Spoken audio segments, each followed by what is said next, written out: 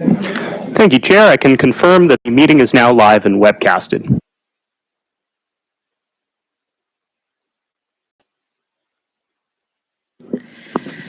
Good evening, everyone. Welcome to the Harbour Marine Drive Community Council meeting, and I appreciate that so many people have come out this evening. We have 2 public hearings and some presentations that would be certainly interesting, and we're looking forward to them.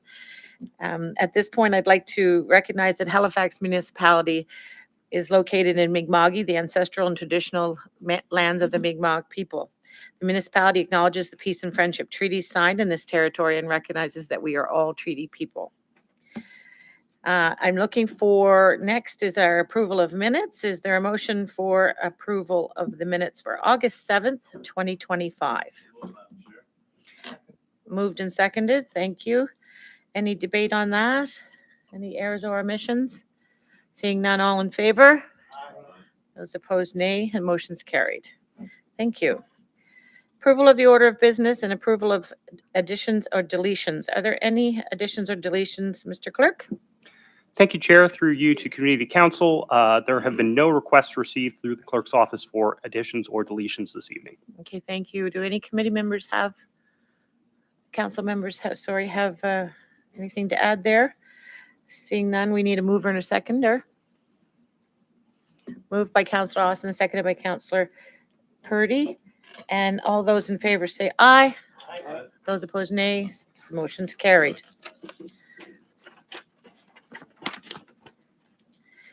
There is no business arising out of the minutes. And then now I call for a declaration of conflict of interests. Are any council members in need to declare any conflict? No, hearing none, we can move forward. There are no motions of reconsideration, no motions of rescission. Consideration of deferred business, there is none, and there are no notices of tabled matters. We do have 2 public hearings this evening. 10.1.1 is the first one up. It's a planning application of 2024, number 2024-01794, an amendment to the Eastern Shore West land use bylaw to permit utility and communication buildings or structures on lots with a minimum of 10 acres in the R6 rural residential zone. I now call upon Craig Warnell, our planner, too, with the municipality. And again, I thank you for joining us here this evening for the public hearing. And the floor is yours, Craig. Thank you, Chair, and good evening, Community Council. My name is Craig Warnell. I'm a planner, too, with the Enabled Applications Group at HRM, Planning and Development. This is a presentation for Plan App 2024-01749 regarding changes to the R6 zone in the Eastern Shore West land use bylaw. The applicant this evening is TriMac Engineering. The location is an unaddressed parcel south of Civic 324 along the West Pepeswick Road. The applicant has proposed to add a new use to the R6 zone in the Eastern Shore West land use bylaw through a land use bylaw amendment. Specifically, the applicant is requesting that utility and communications buildings or structures on lots, which are a minimum of 10 acres, be added to the R6 zone. I'll touch base a bit on this presentation later, but this amendment is necessary because to access the proposed solar farm is required over a portion of a lot that is zoned R6. So in order for a permit to be issued, the area providing access must allow the same use. For a bit of context, the site is located off the West Pepeswick Road off of Highway number 7. The large 144-acre parcel is also accessed from that West Pepeswick Road. This is just a brief shot sourced from Google Maps. Shows where the access may or may not be proposed. In this photo, we're looking north towards 330 and West Pepeswick Road. Moving on to our policy overview. When we consider our regional plan and subdivision bylaw, we're looking at policy considerations that consider the entire municipality. Our regional plan specifically looks at how to guide growth and directs investments of services like pipe, water, and sewer. Taking a step down from our regional plan and the regional level, we need to then consider our community plans, being our municipal planning strategies and secondary plans. These documents outline where, how, and which types of development may occur and can provide a policy direction to allow for council to consider development not permitted as of right through the discretionary approval process. Our land use bylaws look at development on a parcel-to-parcel level. Zones are established and assigned to parcels of land based on policies found in our respective municipal planning strategies. The land use bylaw works with the concept of as-of-right development. When a development is considered through this process, council approval is not required. As you're all aware by now, we're at the public hearing stage of the application process. After a decision is made by council, there is also a 14-day appeal period. Now moving on to our planning overview. We've determined that the site is split zone MU and R6 under the Eastern Shore West land use bylaw. The site is designated MU, or mixed use, under the Eastern Shore West municipal planning strategy. And currently, the lot is vacant. The enabling policies used to consider this application are MU1 and MU2. Policy MU1 establishes the mixed use designation within the Eastern Shore West plan area. Policy MU2 establishes the mixed use zone within the mixed use designation, which permits a wide range of residential, commercial, resource, and traditional and community facility uses. Now touching base on some of the specifics of the application. The map here shows the MU and R6 portions of the lot with access provided from the West Pepeswick Road. Where the land zone R6, where access is required, where the land zone R6, where access is required, do not permit the solar farm use, a development officer is not able to issue that permit. Now, as established by policy MU2, council could consider rezoning the entire lot to MU. And initially, when the application came in, a rezoning request was thought to be the solution. However, rather than rezone the portion of the site currently zoned R6 to MU, a land use bylaw text amendment to add utility and communications buildings or structures on lots, which are a minimum of 10 acres to the R6 zone, was proposed. Staff considered this to be a less intensive option and can still be considered within the lines of the applicable policy. This site plan here shows, provided by the applicant, shows a solar array at the rear of the lot contained within that MU zone. But at this stage, we're only considering whether to permit the use in this zone. Should Community Council approve the text amendment, the applicant will still be required to obtain the appropriate permits, during which time the final project details will be reviewed and confirmed. So after finalizing the proposal, we moved on to our engagement portion. For this application, a mail-out and the creation of a web page on the halifax.ca website was created. We mailed out 43 fact sheets, after which I received 13 phone calls and emails, and there were 246 web page views as of August 21st. Feedback received from the engagement included general support for green energy initiatives within HRM and some general concerns. Those concerns included the potential negative impact of this solar farm on local wildlife, increased traffic, possible effects on the Pepeswick Lake water aerodrome, and how the development might alter the character of the rural Nova Scotian community. Concerns about neighborhood character were addressed during the applicant's initial rezoning request. As previously stated, under the MU2 policy, council may consider rezoning the entire property to a mixed-use zone.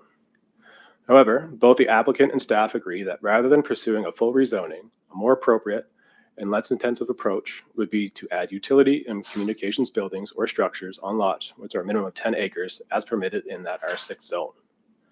This approach is still in line with those policy objectives while helping to preserve the character of the rural community along the West Pepeswick Road and surrounding community. And for clarity, this amendment is to add this specific use to this specific zone, meaning that all land zoned R6 over 10 acres would permit this same use. Now, regarding environmental concerns and potential disruption of wildlife patterns, the applicant has stated that the project will be designed to minimize these impacts. Specifically, the site will be fenced only around the solar array itself, thereby maintaining east-west travel and wildlife corridors. The natural vegetation and trees outside of the solar array, approximately 134 of the 144 total acres, will remain untouched. This is intended to preserve the existing habitat and reduce disruption to wildlife. Lastly, concerns regarding the Pepeswick Lake water aerodrome provided a valuable learning opportunity for staff. After consultation with Transport Canada, we confirmed that any proposed construction within a defined radius of an aerodrome or airport must go through a separate federal notification and verification process. The applicant would be required to notify Navigation Canada, who will then assess whether the proposed development poses any interference to air navigation. This process is entirely independent of HRM's planning process. So this brings us to the staff recommendation. The staff recommendation contained in the staff report was arrived to after a detailed analysis of all relevant policies in the regional and local municipal planning strategies. Staff recommend that Harbour East Marine Drive Community Council approve the proposed land use bylaw text amendment as outlined in the staff report. Thank you all for listening. Again, my name is Craig Warnell, and my email and phone number on the screen. Thank you very much, Craig. Right now, I'd like to are there any questions of staff for clarification? Yes, Councillor Hensby. just a couple questions of clarification. Was there an option of looking at reviewing the zoning line? Could the zoning line be adjusted to have it fit in the old MU zone?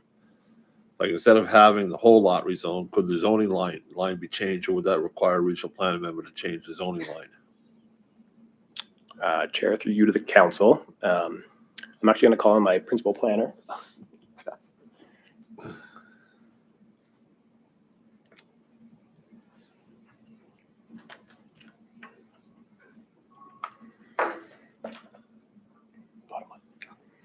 Hi, good evening. Jess Harper, Principal Planner for the Rural Policy and Applications Team. To the Chair, the Councillor, if I'm understanding correctly, could we just have simply done a slight boundary adjustment with that rezoning line to contain on the same property though? Like, Yes. you mean like still keep that front portion zoned R6? Yes. So if we had done that, we still would have the issue with the access that Craig spoke to, because where the solar farm currently is permitted in the MU portion of the zone, it's not permitted in the R6 portion of the zone. So you can, and which means you cannot cross one zone to gain access to another zone. That use is not permitted in the zone that you're using to cross the access, if that's making sense. So the solutions here were to either rezone the entire property to MU, which would have allowed the solar farm the entire property, or to add the use to the R6 zone so that the use was permitted in both zones and the access kind of concerns that Craig spoke to would be removed. Okay. All right. Thank you. That's it. Councillor Purdy. Thank you, Jess. Thank you. My question is, will the solar farm be visible from the road or from neighboring properties? And with the separate permitting, I guess, with the air space potential conflicts, so this could potentially be accepted here, but then not allowed through another body that has to also look at this to see if there's potential conflict. Is that correct? So, Yeah, Chair, through you to the councillor. Yes, that's correct. Touching base on your first question, all the details of kind of where the solar panels and everything like that are going to be located, that's going to be handled at the permitting stage. From what the applicant has showed us so far, the solar panels are quite set back quite far from the road itself. So I feel quite confident that they would not be visible. And the second question, can you state your second question one more time? Oh, it was the second planning process with the federal government. Yes, that would actually, again, it would be handled by them, and we could come to an approval here, and they could run into further issues with them. right, okay. And the R6 change is on this property only? Is that no, correct? that's No. not correct. So this amendment would be to all of the All R6, R6. in that land use bylaw section, correct? So anything over 10 acres would apply to. Okay, Any lot over 10 acres, sorry. Okay. thank you. Councillor Hensby. Just to clarify on the federal aerodrome, just as a side point, the one that's established on Lake Bethesda across the highway from this location, I don't recall hearing any federal public information or announcement or anything. It just showed up on the side of the highways or on the side of the lake. So I'm kind of curious what the federal guidelines are for aerodrome acknowledgements for the community. So if that could be part of a future information note, because you're talking about application for federal aerodrome issues, there should be some public notification required from the applicant making a federal application for an aerodrome for the community. And I don't recall ever seeing anything. And I had people calling from Peswick Lake asking how did this get approved, where did it come from, and everything else. So just as a side point. Thank you. Thank you. Thank you. Councillor Austin, on your first question. Thank you, Ms. Chair. So I just wanted to ask about the kind of point you were making about this being less intensive than just rezoning the property.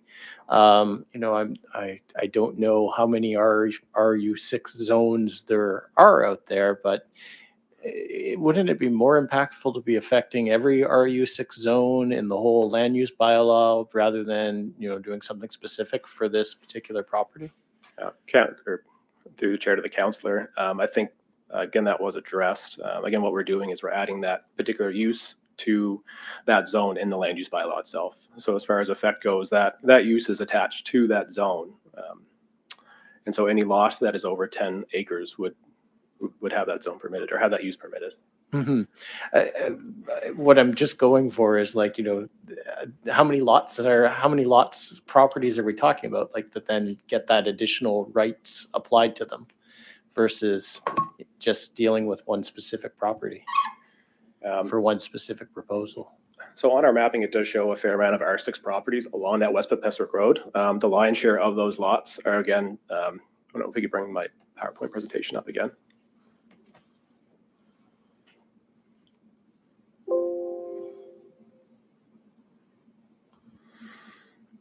Yeah, we do see quite a few lots along that West Peswick Road showing R6 up against that line. So it would be quite impactful. To add there.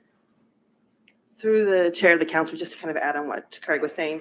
So what staff did when we originally looked at this is along the West Peswick Road, a good portion of this road is already split zone with the R6 on the front part with the MU in the back closer to Highway 107. So to rezone the whole property was almost like a breaking kind of how that existing development pattern is along the West Peswick Road, with having the R6 kind of out front with the MU in the back. And so to make this less intrusive to the entire plan area, which is why we added that on lots that are a minimum of 10 acres. Because if there are some smaller R6 lots, and they wouldn't be able to apply for this use because they wouldn't meet that size requirement. But on lots such as this, that's kind of that larger split zone that are using it for that access, we thought that would be more appropriate than kind of breaking that existing development pattern. Okay, thank you.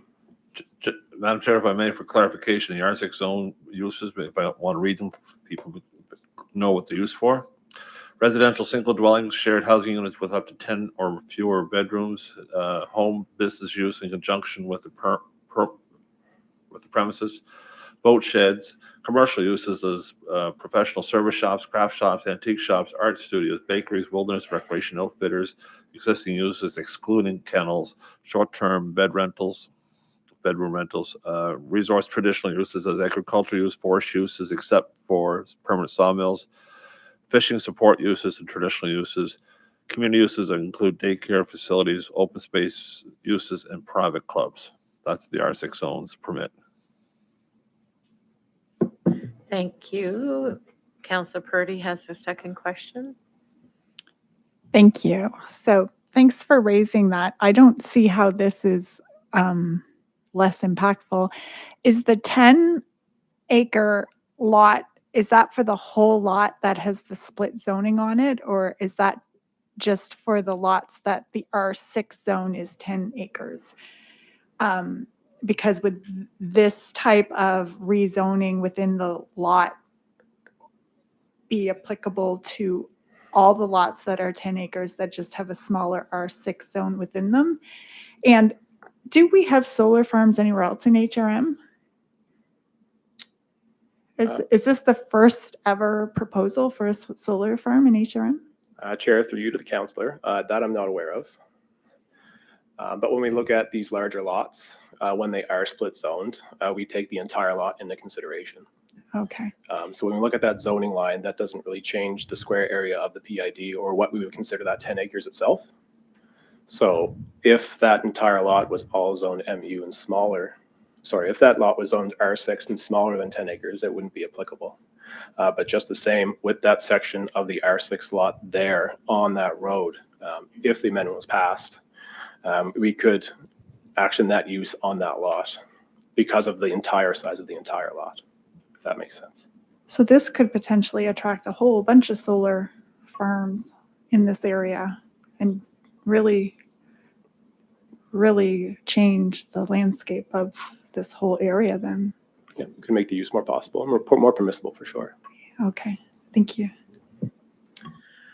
Okay, we will now, no further questions for anyone just ask? No, okay. So now we will open the public hearing.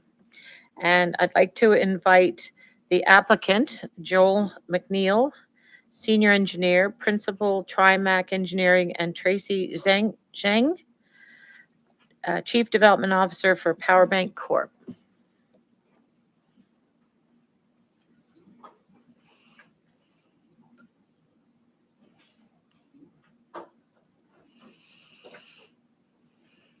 You are welcome. And as soon as you're ready, you have the floor. I don't think your mic is on. Okay, great. There we go. Can you, okay, awesome. Good evening, Madam Chair, councilors and staff. Thank you so much for having us here tonight. My name is Tracy. I'm the Chief Development Officer from the Solar Bank. This is our local partner. And I'm Joel McNeil, as you mentioned, Principal of TriMac Engineering.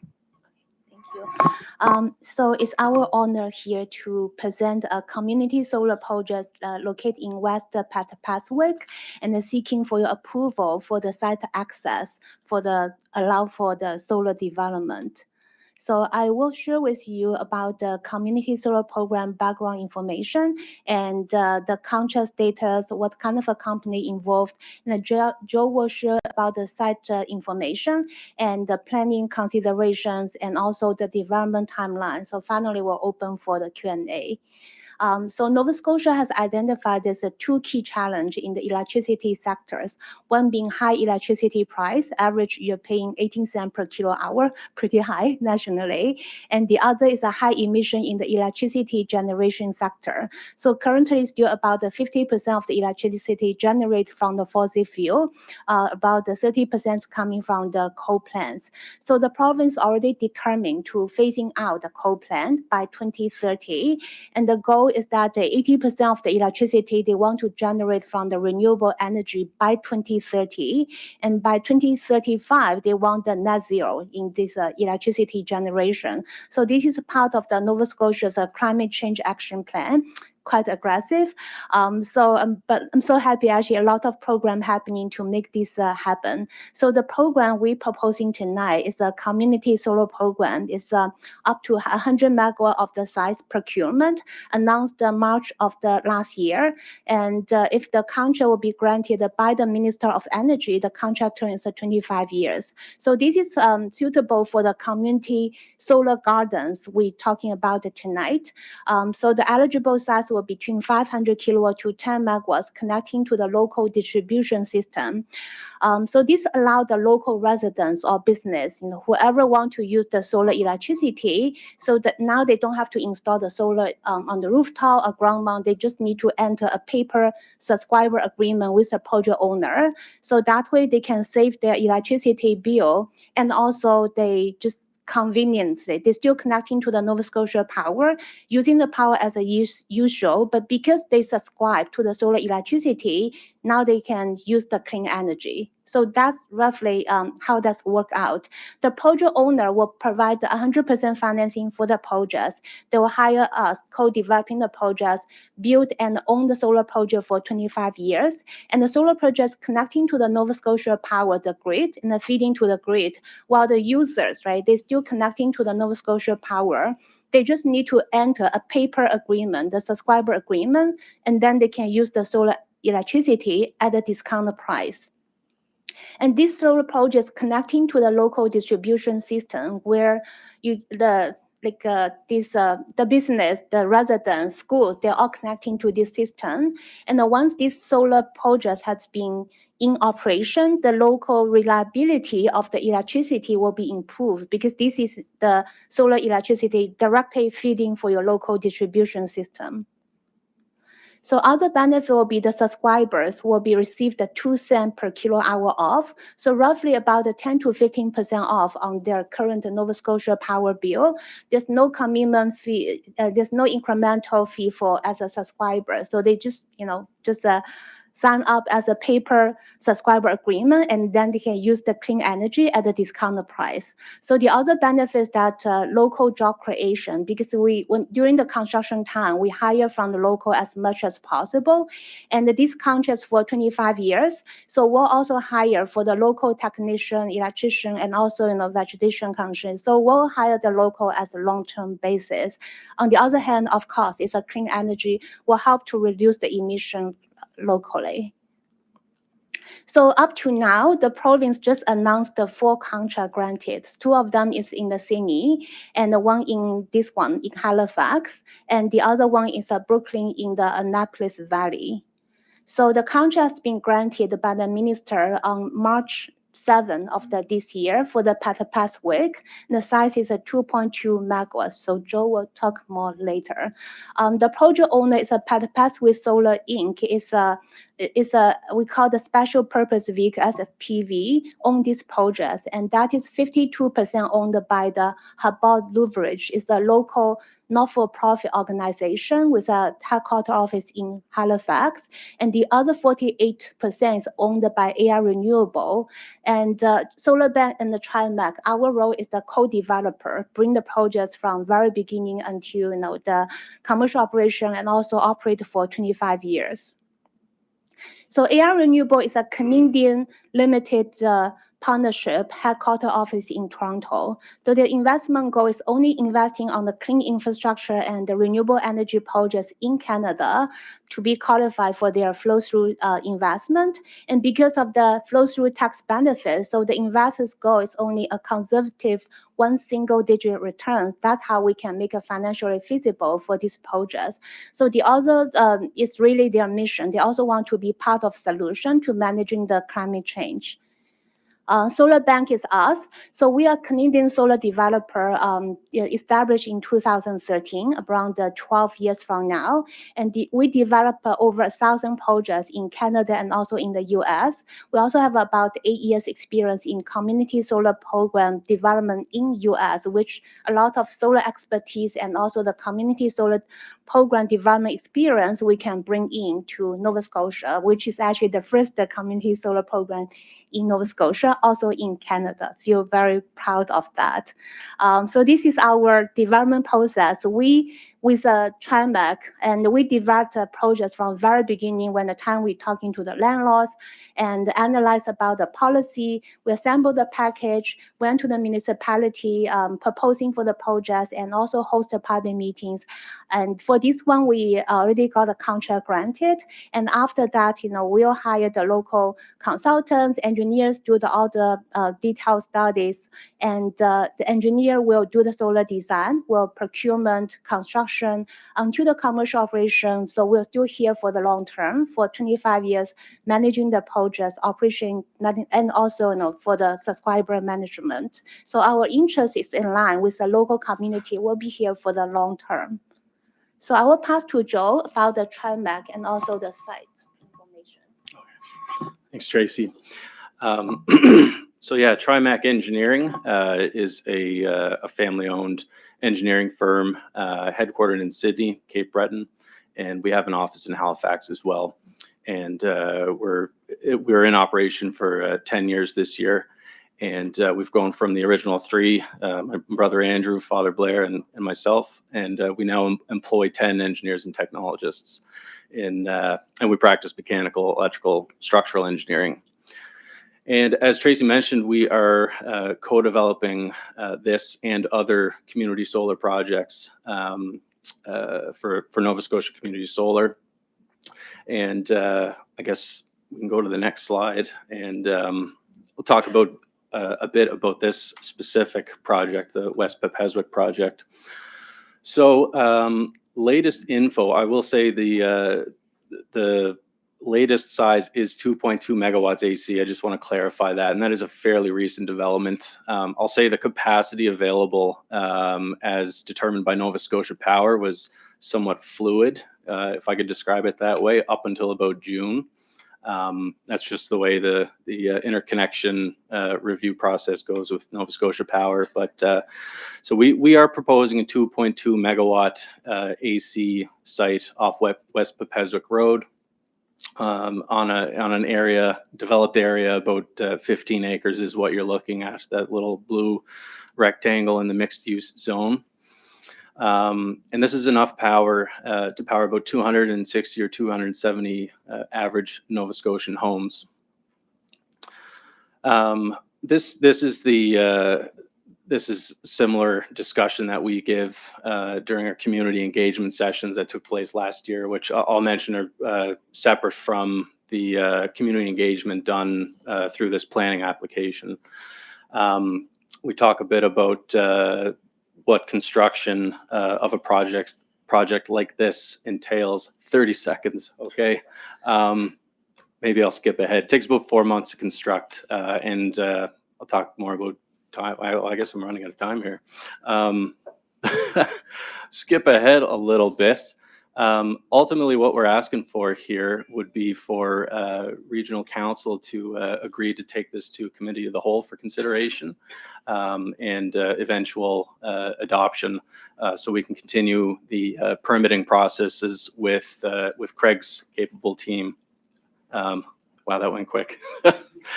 I guess we'll go over more in the Q&A. Yeah, thank you. Thank you. Okay, thank you very much. Just want to make sure. So are there any questions of clarification from our council members? Councillor Purdy. Thank you. Thanks for the presentation. So I'm just wondering, what happens after 25 years?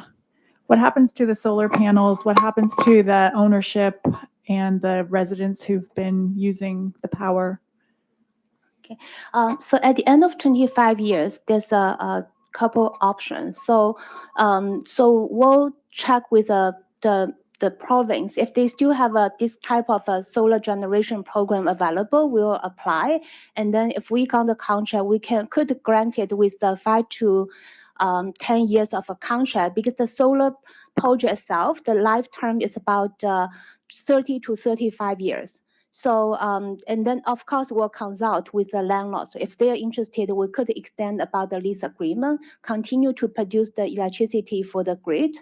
At the end of the third, then I think at the end of the second term, right? So the decommissioning is our responsibility at our cost. Well, decommissioning for the solar panels, all the wires. So restore to the site as much as possible to original condition, and also we'll consult with the planners what's the requirements, and we could seeding for the natural vegetation or trees on that land. So that's one option. The other option is that at the end of 25 years, if the landlord is not interested to proceed, so we'll do the decommissioning of the site at our cost, and also, all of our assets, the efforts.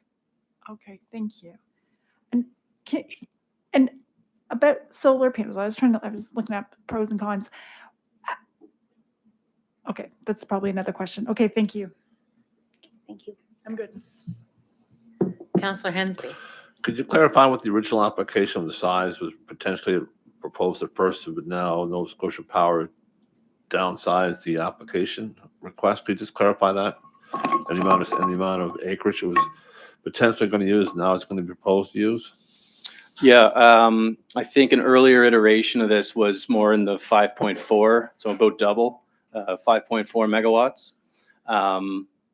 Just trying to think quickly on how many acres that would look like. Yeah, 26, roughly 26 acres.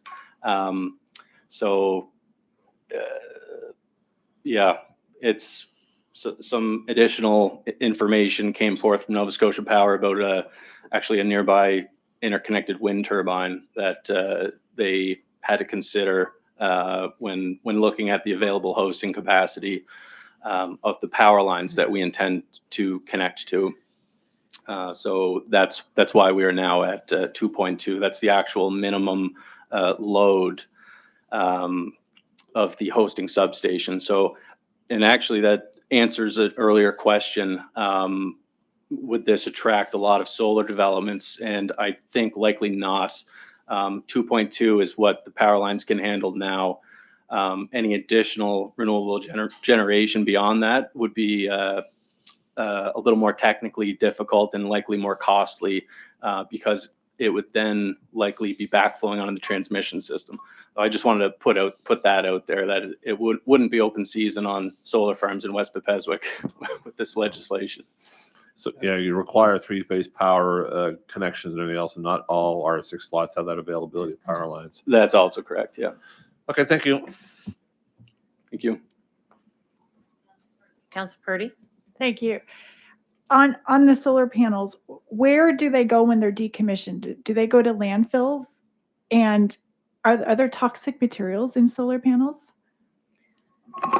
So the solar panels, the major component is a silicon. So the silicon we use for our windows here.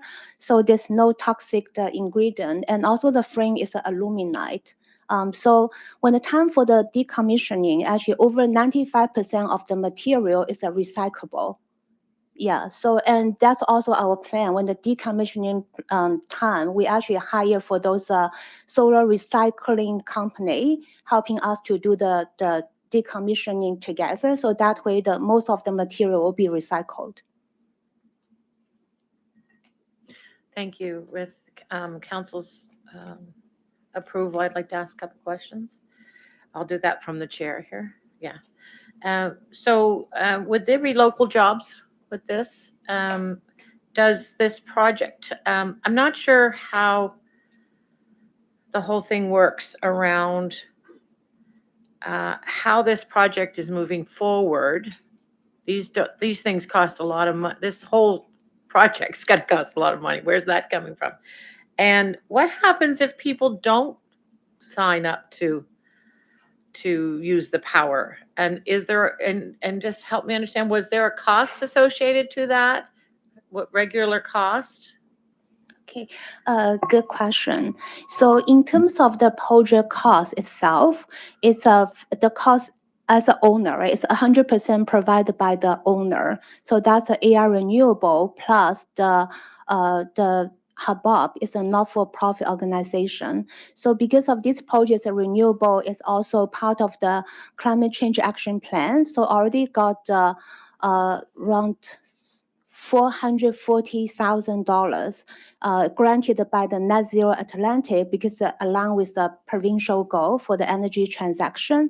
But this will take about over $5 million of investment. So the rest will all come from the project owner funding for the projects. So in terms of the subscribers, for the subscribers, because there's no additional, any of the incremental fees become the subscriber, but they got the 2 cents per kilowatt hour off. And also there's no commitment for 25 years. Commitment is us, we commit for 25 years. But for the subscribers, there's no commitment for the time. They can in and out without a penalty. So we do not proceed to getting 100% subscriber for the subscribers. So currently, because we did multiple public meetings, I think Joe doesn't have time to show. We did 3 in-person meeting plus 1 online. So currently, we already have about 38 residents actually indicate they want to be the subscribers. Plus, we do have 2 of other not-for-profit organizations. They qualify for marginalized communities. They already indicate for the subscriber as well. And one of the organization, I think they have about 75 units. So I do not see any of the problem, get a fully subscribed for the benefit they will have. But our prioritized subscriber plan will be for the local communities who's hosting these solar projects. They will be the prioritized subscriber, and plus the marginalized communities, right? Like low-income housing, senior housing, those will be all the priority subscribers. And just in case you have some excessive electricity available, then we can open up to adjacent communities or even to the Halifax. But I would say for the size like 2.2 megawatts, that will be consumed in the local community plus the marginalized communities. Okay, thank you. One last question. I might just add to that just quickly. As Tracy said, we don't expect any challenge in fully subscribing this project or others. Where the program, the provincial program, Department of Energy, designed this program to generate a discount to power. If it was signing up for clean energy at a premium, that would be a challenge, I think. But I don't think anybody would object to signing up to clean energy and get 10% off their Nova Scotia power bill. So I think that's the big attraction to subscribing, and no cost. Right. No cost at all. Yeah. So in the program design, it's actually whoever, as long as you are the Nova Scotia Power customer, you can subscribe for this solar electricity, which means in the entire province, right? All the Nova Scotia Power customer will be eligible, become the subscriber. But just in our practice, we have our prioritized kind of different level of the prioritized subscriber plan, because this is a community hosting the solar projects, right? So in our practice, actually, the residents in that community will be a subscriber for this solar electricity, plus the marginalized community, right? We give them, prioritized consideration. So only the excessive electricity available, then we'll kind of open up to the adjacent communities and eventually to the general public. But this is a small project, only 2.2 megawatts, just like Joe mentioned, I think around, under 300 households. right, yeah, it's about 270 house will be available. So I think will be consumed in the local community plus the marginalized communities. Okay, thank you. I'll finish this off with, what would you expect your impact on the roadways in the area during construction? Clearly, there will be a construction noise. Will the project itself, once it's operational, have any kind of sound, a hum, anything like that, that might be impactful to the public? And what will be the operational equipment or activity on the roadways and on the site that, what could the community expect? Yeah, absolutely. That's all those questions are what I was about to get into at the 30-second mark when we go over this stuff at the community engagement sessions as well, because they're very valid questions. So what it looks like during the construction, that's when the most sort of local visual traffic impact would occur. So it's about a 4-month construction schedule.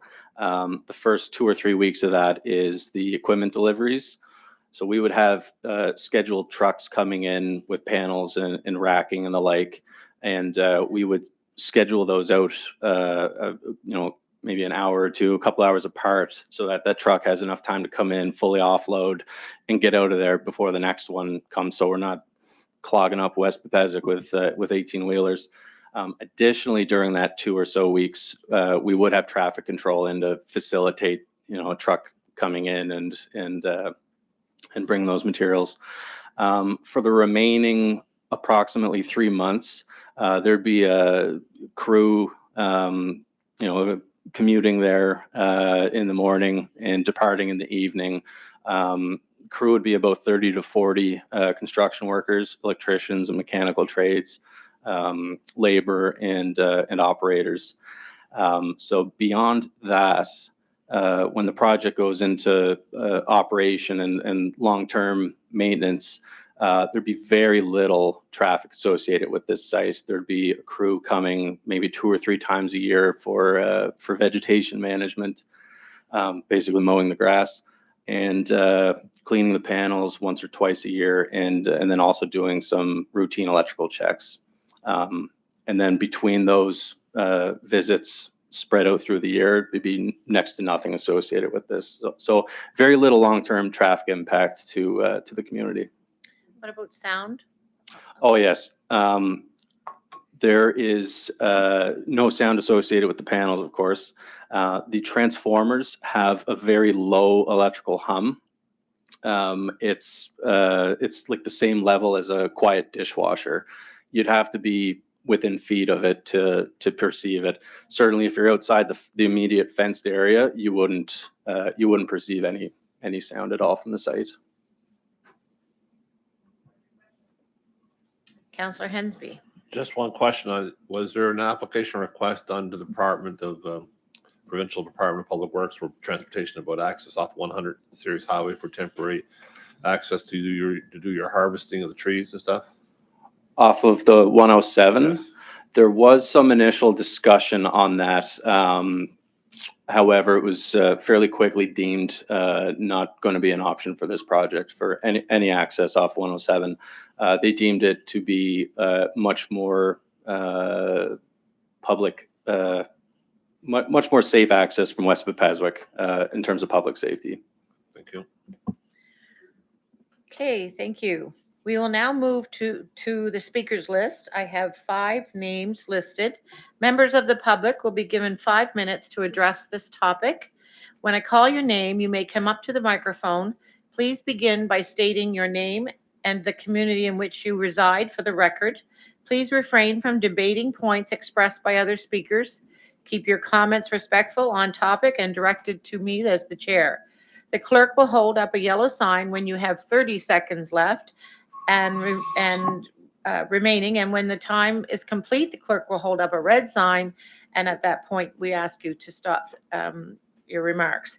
After everyone on the list has been given an opportunity to speak, I will call 3 times to see if there are any additional speakers. So some of you may decide that you want to participate and you haven't lost the opportunity yet. So I'm going to start with.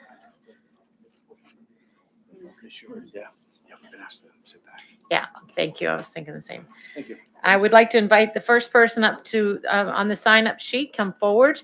If so, I'll call Colin Cameron, West Pepaswick.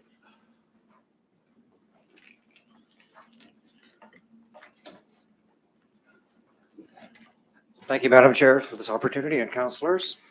I'm a resident of West Pepaswick. I don't live within immediate proximity, but I'm very involved in community.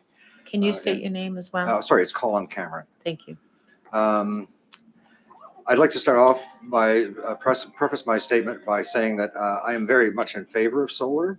I was involved in 1972 with the environmental conference, the first environmental conference in New Brunswick, where we built a solar cooker out of a cardboard and some aluminum foil and boiled water in 10 minutes.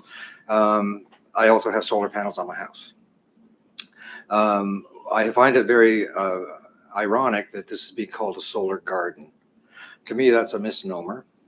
To remove a forest, to put up a power plant is not a garden, and it's not green energy. I view this project as being greenwashing. There are so many other places that solar panels really need. We need solar panels on undisturbed land, or already disturbed land, like surrounding an airport, highway medians, parking lots, flat roofed buildings. There's so many other places that make sense to put solar. It's closer to the customer, and it just makes sense. So there's a community in Australia where they put solar panels on every rooftop, and they are 100% solar. So I'm also concerned about wildlife. I was also involved in the Green Network Plan, and this goes contrary to the Green Network Plan because the Pepaswick Peninsula is a wildlife corridor, and the proposed site is sandwiched between the West Pepaswick Road, a residential area, and the Highway 107, which is a 100 series highway. It's either going to force the animals into our backyards or onto the highway. The amount of roadkill that I see on the 107 on a daily basis is unbelievable. So there are bears, there are deer, there are coyotes, there are foxes, there are weasels, there are mink, there are raccoons, there are porcupines, there are ruffed grouse, spruce grouse, numerous animals that use that corridor for their survival. Another one of my main concerns is security. We have a lot of things about with people stealing copper. People will go to great lengths to steal copper, and if it means depriving a community of electricity, they don't care. So what I would like to know is what sort of security is going to be involved in this site. It's a power plant, essentially. There's lots of copper there. So is it going to be security cameras? Or there's going to be somebody on site? Or is it going to be lit up like a baseball diamond for a night game? I would like to know what sort of security is going to be involved. And I'm going to have to get out my list.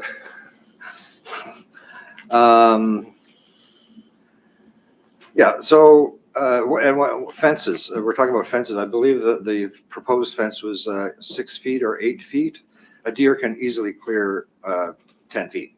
So something else in terms of the vegetation, I've seen in other jurisdictions where they use goats. They just bring in 50, 60 goats, and the goats clear it out. So it's you don't have to mow. And I'm wondering, you're talking about mowing that area? I don't know if you've been back in the woods back there, but it ain't smooth. So either it's going to have to be bulldozed and filled. There's not going to be any. It's going to be very difficult to mow that area.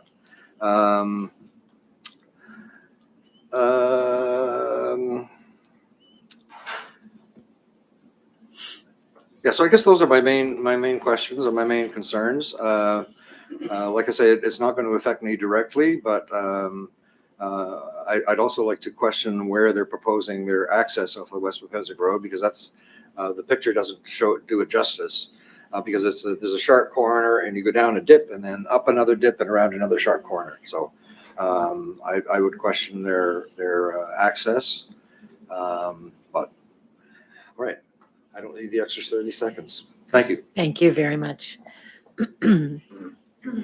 I neglected to let you know what the speakers list looks like at this point. So I'm going to call David Grimes, and that will be followed by Thomas Grimes, and then Tracy Zheng, and then finally Joel McNeil. So I'll go in that order. David, so please offer your first and last name, and the floor is yours for 5 minutes. David Grimes. I don't actually live in the area, but I own property out there. I am the airport operator for CPL 9, which is a designation assigned by Transport Canada and NAV Canada.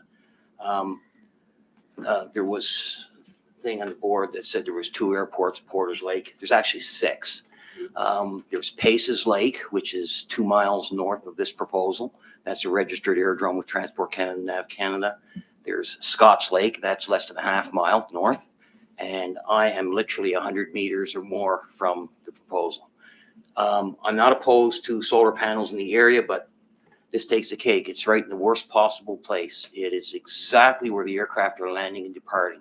And a landing aircraft is about 150 feet above the highway when it crosses over, and the glare off those panels will blind a pilot probably 5-10 seconds, which is enough time to pile an aircraft into the lake. Solar panels do give off glare. They have low reflectance, but they still give off glare when the light hits them the right way. And in the evening hours, it's especially going to be difficult for pilots flying in and out of the lake. Solar panels give off heat. They absorb the heat. And I understand by looking at the picture, I'm not sure the exact size, but it's obviously quite expansive. It's probably 1,000 feet by 1,000 feet. That thing's black. It absorbs heat, and that heat shoots up off of it. So on a calm day, you got a thermal. We've all been in an aircraft, and you take off, and you go through a cloud layer, and the thing bumps. Well, that's up 1,000 feet, 1,500 feet, and it's been mitigated. But at 150 feet, that heat, that will take a small plane and throw it in the air 1,000 feet. So you're trying to land a plane. You're at the most vulnerable stages. You're at a reduced speed just above stall. You're preparing to land. You're engaged in a lot of activity to get the airplane down safely, and you hit this heat thermal, and you got dead people. The other thing is, when you get wind, those thermals will move, and nobody knows where they are. So you're just flying, and it's like a wake turbulence off a jet. When it hits you, you're done.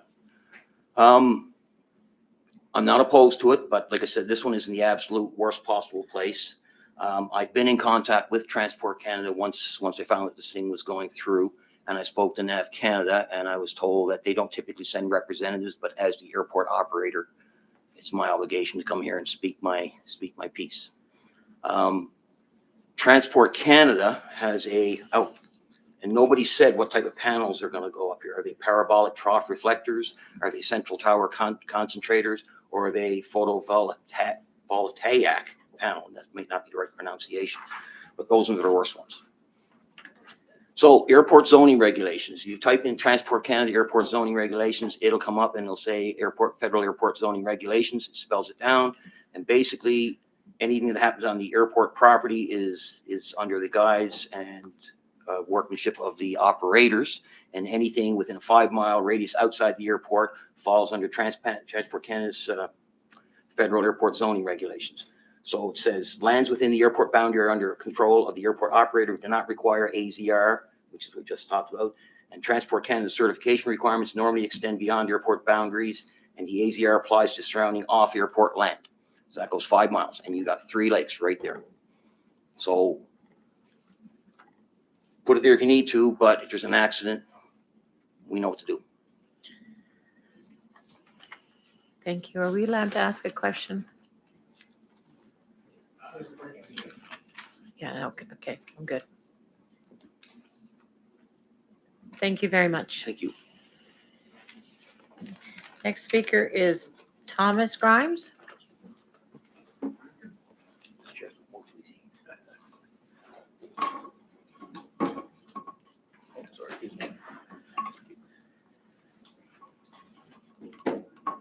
Thank you, councillors, Madam Chairman, and for providing me the opportunity to speak this evening. I'm going to speak to you from the perspective of a pilot. I don't own a piece of property, but I do fly an aircraft out of Peswick. I'm not versed a lot on a lot of the aviation regulations or what's required for the solar panels, but I have some experience flying over solar panels, and some can be very, very, very troubling when you're flying. So I took it upon myself to just do a little bit of investigation, and I've come up with a little sheet here. It's basically just a little safety risks, some of the things that you need to consider when dealing with the solar panels. I don't actually have a problem with them. I'm fine with them as long as they're done right and everything is safe for me to fly in and out of Lake Peswick. So solar panels at near aerodromes pose potential aviation risks, primarily from glint glare that can temporarily blind and distract pilots during critical phases like taking off and landing, leading to loss of control or collision. Other risks include electromagnetic interference from inverters, cables, impacts on rescue and firefighting services, and physical hazards for aircraft and airside vehicles. Now, won't be a lot of airside vehicles here.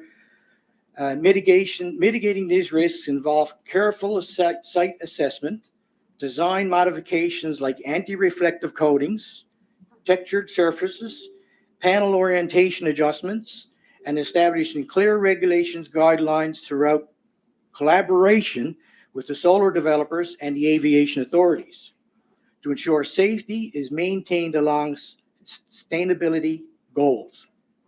Some of the key concerns are glint and glare. This is the most significant hazard, where reflections from solar panels can cause intense flash lights, temporarily impairing a pilot's vision during critical phases of flight. Electromagnetic interference, inverters and cables used to convert DC power from panels to AC power can generate electromagnetic interferences, potentially disrupting sensitive aviation communication and navigation equipment. Physical obstructions, solar farms near runways or flight paths can create physical obstacles, while panels placed in potentially engine failure aircraft takeoff zones. Impacts on the ground operations, again, this is more primary for airports. Glare can affect air traffic controllers, ground personnel, driving vehicles, and so on. In the case of Lake Peswick, when there's more than one aircraft flying, there's aircraft on the ground, can be given directions to and from other aircraft, can be affected by these solar panels through vision problems with reflective light or issues with communications. As mentioned earlier, differential temperatures, they cause thermals. They can create updrafts and sudden downdrafts during critical phases of flight and can be dangerous at this critical phase. Some of the mitigation strategies brought forward here were site selection and layout. Solar farms can be selected to avoid direct line of sight glint glare issued for pilots and air traffic controller. Panel designs and coatings using the anti-reflectives or special anti-glare texture glasses can significantly reduce reflective intensity on the panels. And panel orientation, adjusting the panels and the alignment of the panels can be reflect away from critical flight paths. Physical barriers for ground basic risks, like physical barriers like vegetation can screen reflection and so on. Electromagnetic shielding can be done by using inverters, the appropriate shielding, and to minimize the EMI. Early consultation and regulations. Developers must consult with the air dome authorities and regulators to develop a sustainable and guideline standards that work for both. There was something else that brought up here. It doesn't affect me personally because I don't live there, but the R6 zoning, you're talking 10 acres split and with a split lot and approving the 10 acres. I see that it could be up to 15 according to the proposal. My experience in the past, these things once approved, 10 acres can easily be reduced to 5 acres for other smaller units and so on. But again, I'm not against it. Just make sure that the regulations are followed and it's done safely. Thank you. Thank you very much. Tracy Zhang.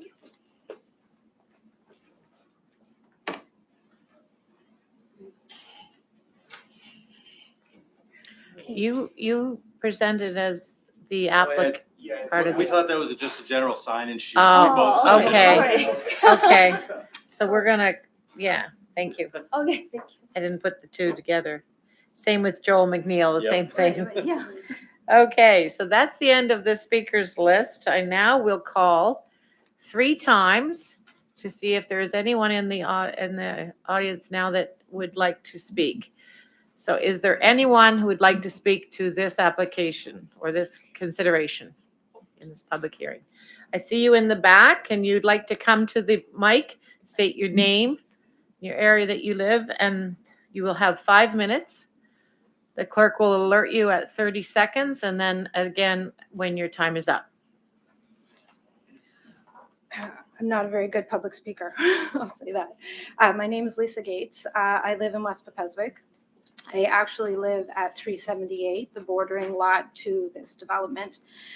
So I just have a few quick points I want to make. One of the counselors asked Trimac Engineering Joel if this was the first solar farm in the province.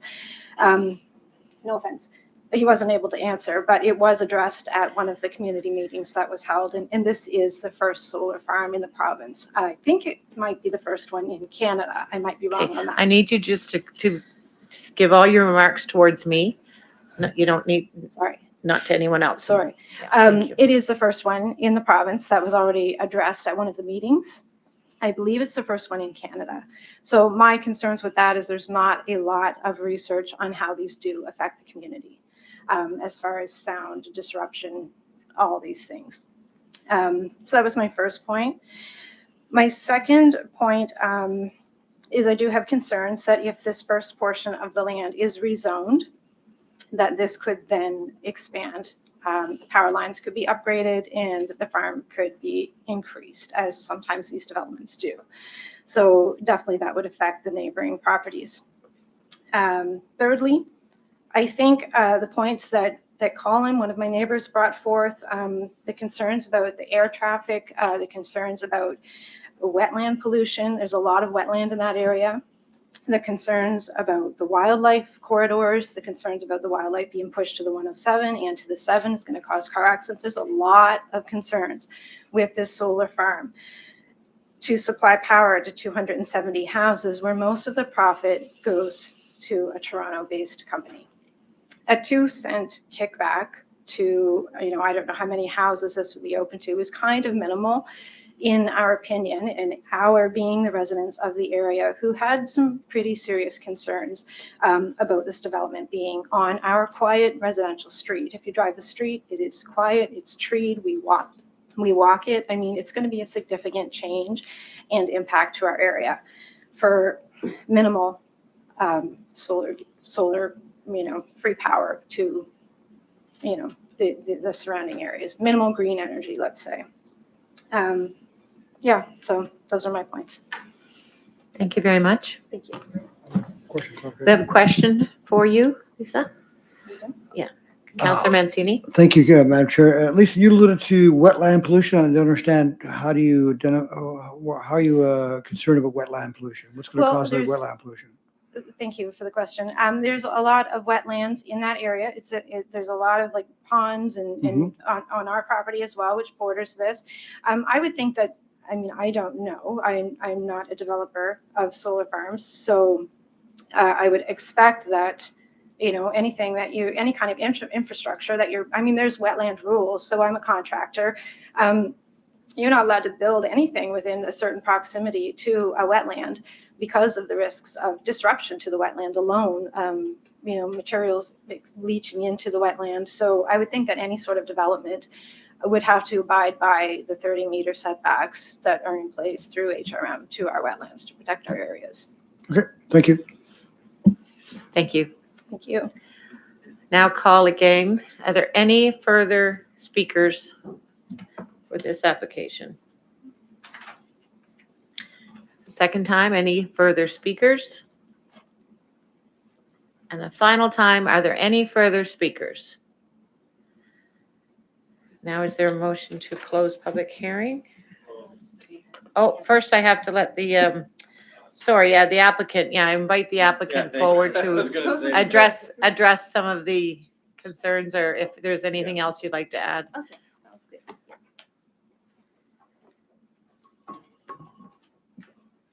You go ahead. Yeah, then okay. First, I think I really appreciate all the public's inputs and raise their concerns. So we'll certainly, just making the records, keep all that in mind. And I want to share with you that there's already 2 solar projects in Nova Scotia. In Ontario, there's a lot. But our company, actually, we owned about 80 solar projects operational in Ontario.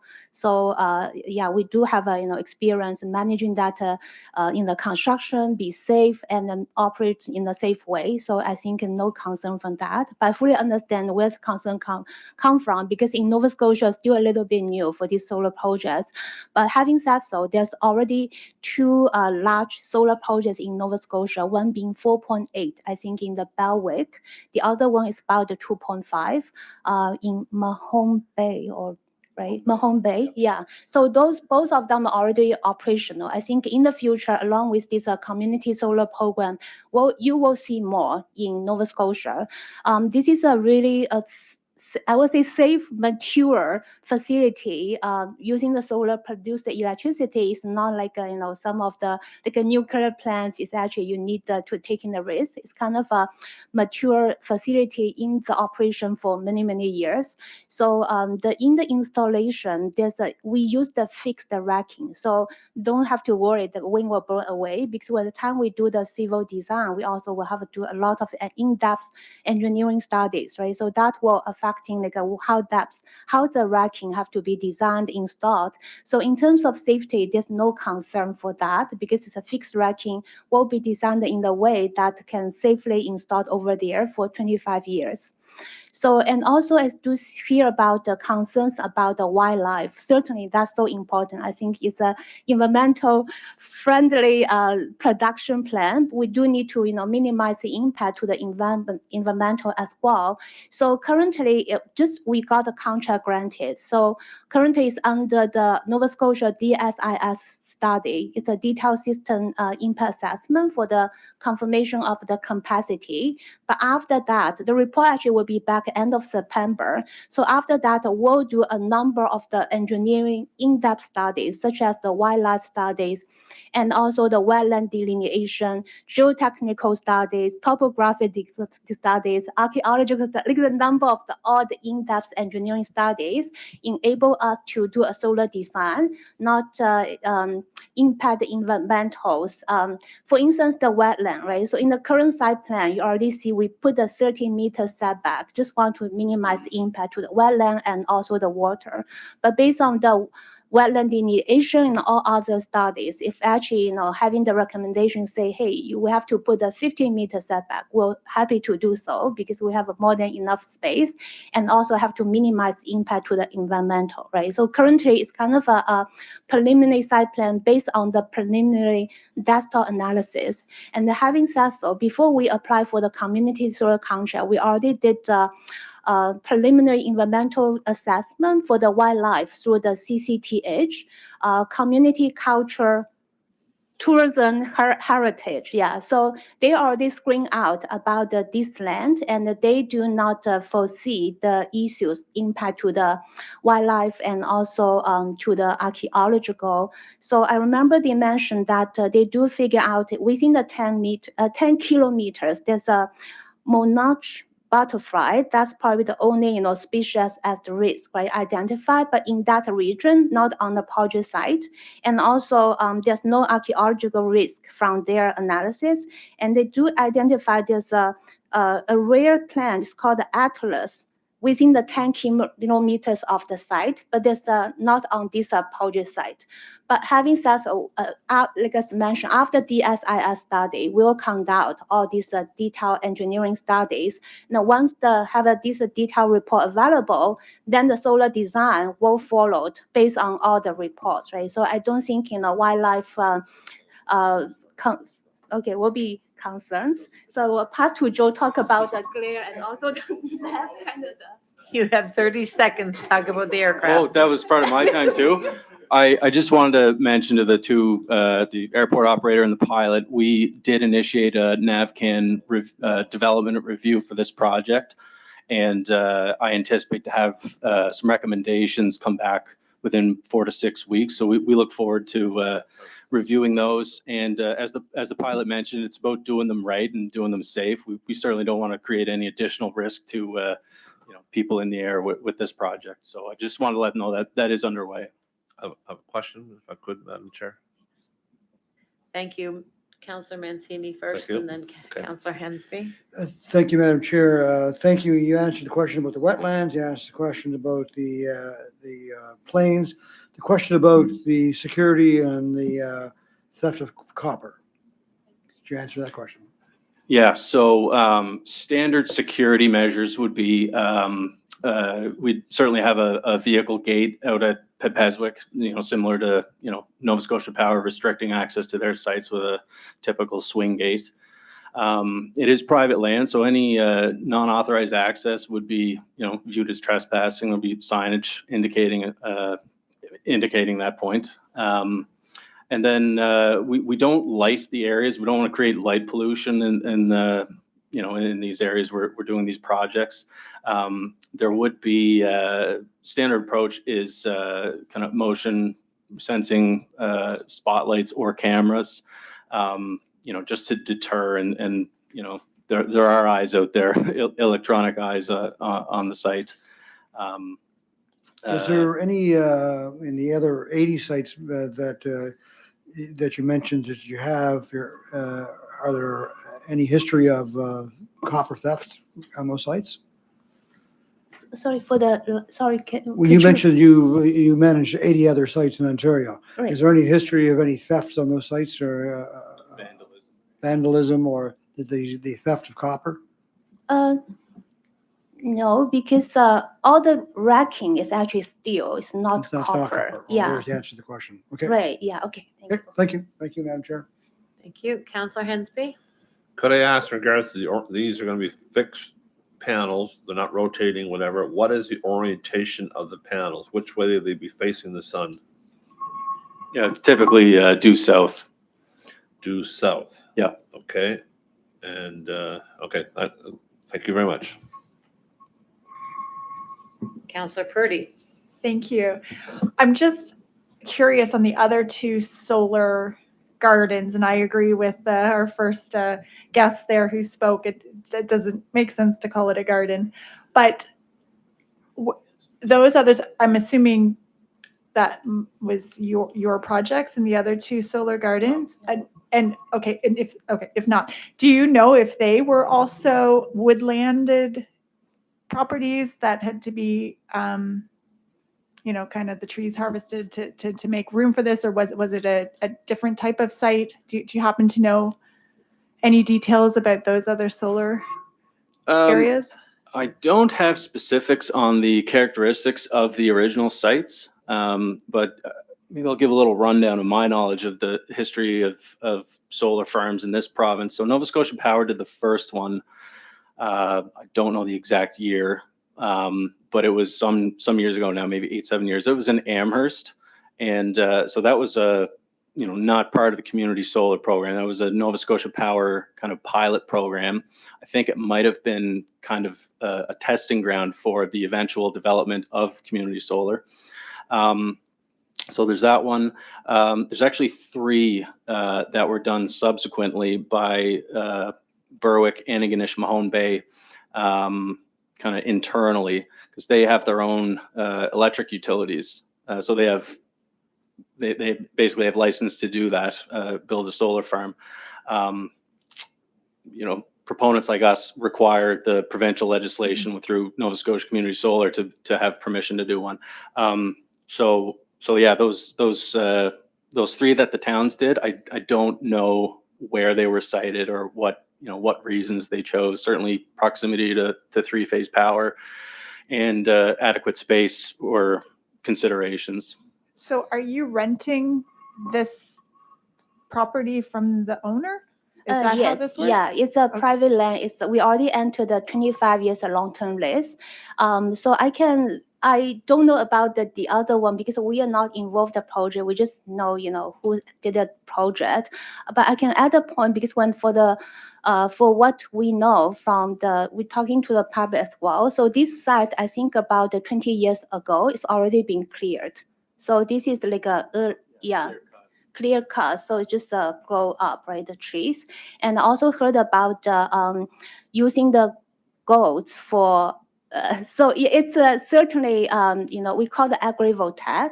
So as long as that land is suitable, I think we'll try for that. But our plan is actually for another site in Annapolis Valley, that's 4.8 megawatts, because the zoning is a GD and the AG, so that one should be suitable to having the glass. So that's actually our plan to do the agrivoltaic. But this one, the limitation, the soil class is class 7, so it's a non-agricultural land.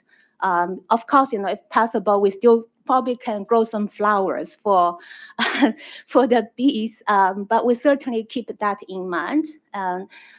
So on the other hand, I think for the solar garden, I think it's probably just our standard in the industry, how we call that. I think because we do have a utility scale projects in Ontario or Alberta, those will be over 100 megawatts. So that's how we call it like a 2 megawatt solar garden. But certainly, if you compare to like a 10 kilowatt on the rooftop, right? This is actually at the bigger scale. It's really kind of our habit. I think we could call solar projects not a problem at all. And I do heard about comments talking about the rooftop or parking lot. So we actually also work with some real estate income fund. They do have a rooftop. We also presenting the community solar program, the opportunity to them, right? So they can install the solar projects on the rooftop. So it's not just about these projects. We actually, other than ground mounts, we also work with companies for the rooftop projects as well. So those will call the bigger ones called the community solar program. The smaller ones, they can participate as a commercial net metering program. Okay, thank you. Thank you. I have one quick question. The studies that you referenced you're going to be doing, are those requirements of the provincial and federal legislation, or are they just because you're going to do them and you have the choice of doing them or not doing them? Okay, a great question. So it's, I would say some of them is a federal or provincial requirements. For instance, the geotechnical studies, topographic studies, that's basically a must you have to do before you design the solar projects. So some of others, for instance, the wildlife studies, species at the risk, and archaeological studies. So those are not recommended once we did the CCTH, the preliminary assessment, but in our practice, we always do that. We just want to make sure, our design actually minimize the environmental impact. Okay, thank you very much. Seeing no further questions, I appreciate your time. Now I'd ask for a motion to close public hearing. Motion to close public hearing? Motion is moved and seconded by Councillor Purdy. Thank you. All in any speakers on that? All in favor, say aye. Aye. Those opposed, nay. The motion's carried. Now, I will ask our staff to come forward. I suspect there are going to be some questions, or was there anything else that you would like to clarify? You folks can leave the table. All right. Thank you so much. Thank you. I don't know if there will be, but just in case there is, if they would be likely to you as opposed to anyone else. That would be during debate only, right? Okay, so members of council, you can request any staff clarification on matters during the public hearing and the debate. What are council's wishes? May I put the motion on the floor? Thank you, Councillor Hensby. The Harbour East Marine Drive Community Council want to approve the proposed development agreement that is, shall be substantially in the same form as set out in attachment A to the staff. Not the right one. Oh, sorry, wrong one. I was reading the next one. The Harbour East Marine Drive Community Council adopt the amendment and the text of the land use bylaw for the Eastern Shore West, as set out in attachment A to the staff report dated May 22nd, 2025. Moved and seconded by Councillor Mancini. Thank you. Any members who'd like to speak to this? Councillor Hensby. Thank you very much, Madam Chair. First of all, I want to thank the proponent and the staff that had the public meetings we had out at Musquodoboit Harbour in regards to this application. I was well attended at those meetings, as well as I know the local Facebook pages were kept well informed of this application and the processes along the way. And I want to thank them for that opportunity. I also like to thank the constituents that showed up here tonight to speak on the matter. I'm in favor of the application, and I'll say why in regards to this. I think that as we stated earlier, the initiative of having alternative energy sources is critical, and having this as an opportunity in the Eastern Shore is just one of the many examples of solar arrays I have in the Eastern Shore. I could take you through Head Chesapeake and a few other places where there's large solar panels for residential uses. I can take you on one street up and over, it's called Up and Over Lane in Head Chesapeake, and you'll walk and you see a solar array as big as this chamber room is for one house, and you go around the corner, another one for another house. So they're becoming quite popular in those areas. And I could take you down to Mushaboom, where a gentleman has a mobile one that moves with the sun and is larger than this whole entire room in regard and down Mushaboom. So solar panels and these large arrays are becoming more and more popular in regards to the use of them, because people want to get either off grid or reduce their carbon footprint. This original application was initially twice the size as it is proposed us now. Is because of the downsizing done by Nova Scotia Power that limited the capacity or the area required. So the footprint has been downsized significantly from originally suggested. In regards to the so-called subscriber benefit and stuff, that's regulated by Nova Scotia Power and through the Utility Review Board. The 2 cent per kilowatt hour is a regulated rebate and stuff. So they can't adjust that higher if they wish, if they could, or if they could, they probably would. But as it stands now, it's regulated by other authorities, so they can't adjust that benefit anywhere. In regards to the wildlife corridor and stuff, I concur with some of the comments said here about the wildlife issues and stuff. More wildlife can get killed on 100 series highways, and that's why you see the provincial government putting up more wildlife fencing along the number 107 highway currently. I don't know if they get this far out or not. The ironic thing about this site is the aerodrome site across the highway was originally the same property before the 107 highway got built. When the 107 highway came through, it severed this property, creating it into 2 PIDs. So basically, where the aerodrome is across the highway was originally part of this parcel of property. In regards to the aerodrome itself, I asked about the orientation of the panels. They're going to be positioned to get the sun from the south. But Peswick Lake, where the aerodrome is situated, is directly east of this location.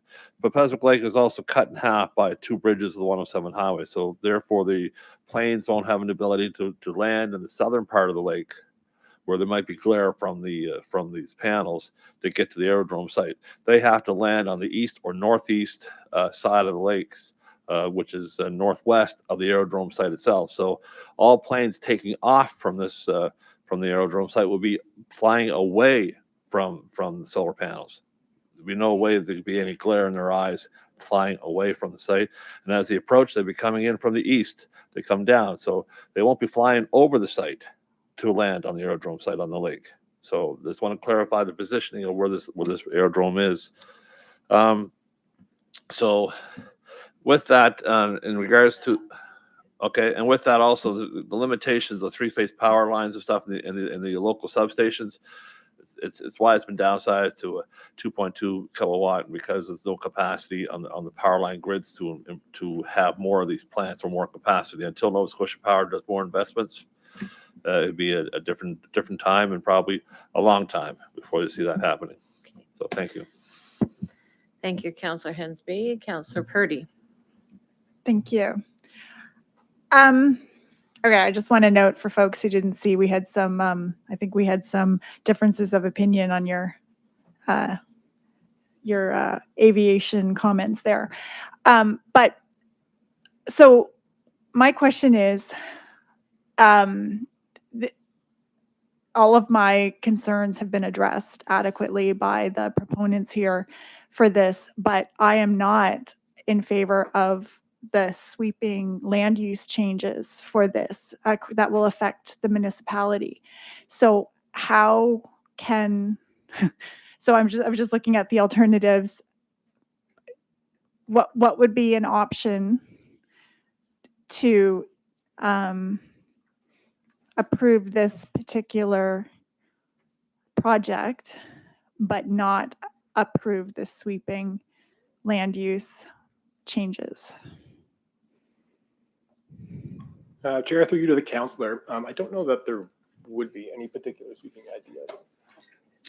Okay, great. The initial reason that we're here today is, again, because we can't cross that land to get to that MU site. If you have anything to add to that. I don't know that there would be. Rezoning. Yeah. Well, that rezoning initially could be considered again, but we're kind of in that same position where if we do, I guess if we rezone that entire piece of property, it would maintain that one particular parcel, yes. So could we not move a motion to rezone that particular property tonight? Could we not move it tonight and then do a public hearing for that particular project in the 2-week period? Staff report, I don't think so. I think our legal, through you, Madam Chair, to the councillors, that would be a substantive amendment. It would require first reading, an additional supplemental staff report, and an entire public hearing again. Well, I think this is a significant change to HRM's land use, and I think it's worthy of a supplemental staff report personally. So, yeah. Well, I would like to suggest that we vote against it, but put a motion on the floor to go for a rezoning of this property. So, it's just a major change, and we've not even thought about it. Like we spent so much time on this because this is all new to us. So I think our residents deserve that, and I think a supplemental report is not out of the scope of reasonable for something like this.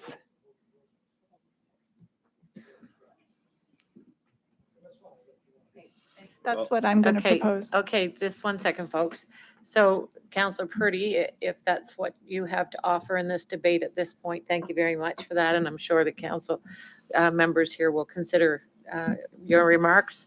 Are there any further questions or debate? Councillor Hensby, you have something? Just to clarify in regards to the R6 zoning that this may change, it's not across the municipalities. This is the one Eastern Shore West zoning area, and it only affects a portion of West Pepeswick and a portion of East Pepeswick. It doesn't affect the rest of the district at all, because that's the only place where the R6 zone is permitted. Here's the map of the zoning area. Perhaps that can be clarified. I can't actually speak to how many R6 zones there are in the entire jurisdiction, but Councillor, you are correct in the fact that that would only pertain to this particular land use bylaw. So I believe it's the Eastern Shore West land use bylaw. And that's, and the only other Eastern Shore West is the zoning will be changed, but the only R6 zones that are in the entire Eastern Shore West is East Pepesic and West Pepesic. And only portions of those communities, not the entire area. Just to clarify the magnitude of the council may think this has, it won't. It's very, very localized. And plus limiting it to 10 acres or more also limits the amount of lot capacity there would be as well. Okay, thank you, Councillor Hensby. Does staff want to offer anything further on that before I go to Councillor Purdy?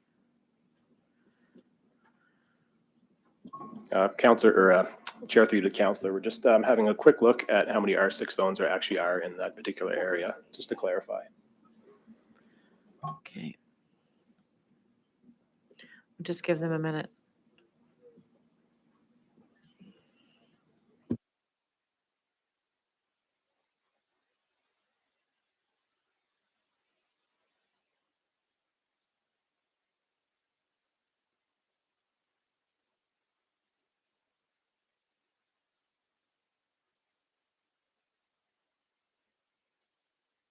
So just to clarify, Councillor Hensby, you're correct in that that particular R6 zone is particularly pertaining to that small area, just at the back of that inlet.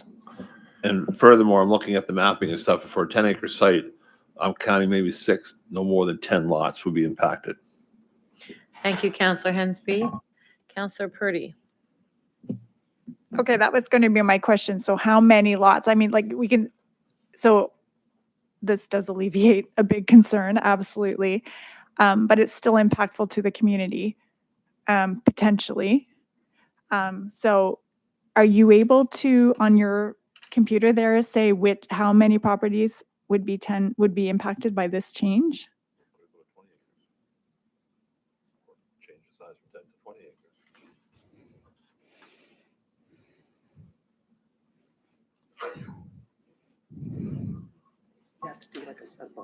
All right, Chair, through you to the councillor, we can't actually determine that at this time. Can we increase the acreage for this change so that it would have less of an impact on this area that would still enable this particular project to proceed? So instead of on Okay, properties, our solicitor will answer 10 that one. acres, okay. Yes, through you, Madam Chair, to the councillor. I believe that would be a substantial amendment that staff would have to go back to prepare a supplemental staff report for to be able to study exactly the impacts that changing that number would have.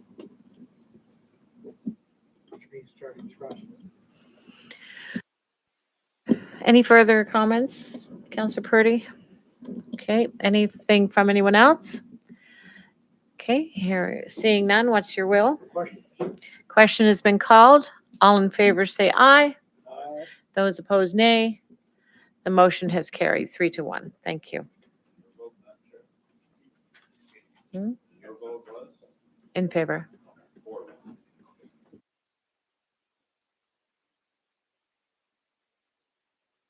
We'll take a 5-minute break, please, and just people to refresh and go pee. We call them bio breaks.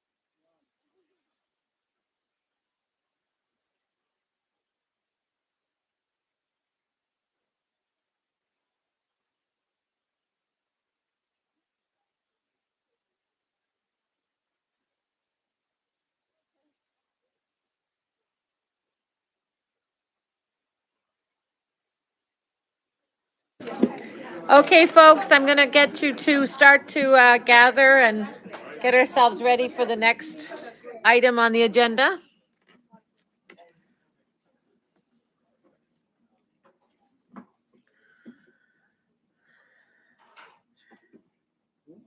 Okay, thank you all. Perhaps I could ask Mr. McNeil to encourage you to take that conversation, which is very important. I'm glad to see you both talking now. I encourage you to do it another time. Thank you very much. Another place, really. Okay, we are on number 10.1.2, Planning Application 2023-00991, Heritage Development Agreement for 86 Ochterlony Street, Dartmouth, for a 15-story mixed-use development and rehabilitation of a registered heritage property. Our staff member, Elizabeth Cushing, is here to speak to it. The floor is yours, Elizabeth. Good evening, Chair and members of the Harbour East Marine Drive Community Council. My name is Elizabeth Cushing, and I'm a heritage planner with Planning and Development, and I'll be presenting Plan App 2023-00991, application for a development agreement on the registered heritage property at 86 Ochterlony Street in Dartmouth. An application was submitted by ZAP Consulting on behalf of the property owner, requesting to enter into a heritage development agreement to enable the construction of a 15-story plus penthouse mixed-use building behind the registered heritage property at 86 Ochterlony Street in Dartmouth. The site also includes 61 Queen Street, which contains a building, 39 Dundas Street, a vacant parking lot, and 43 to 45 Dundas Street, which contains a building. The subject property is located at the northeast portion of the block bound by Ochterlony Street, Dundas Street, Queen Street, and Wentworth Street. The applicant is proposing to rehabilitate the unregistered historic building at 61 Queen Street, which is shown on the left, and the proposed new development involves the construction of a 15-story plus penthouse mixed-use building at the current location of 39 and 43 to 45 Dundas Street, which is shown on the right.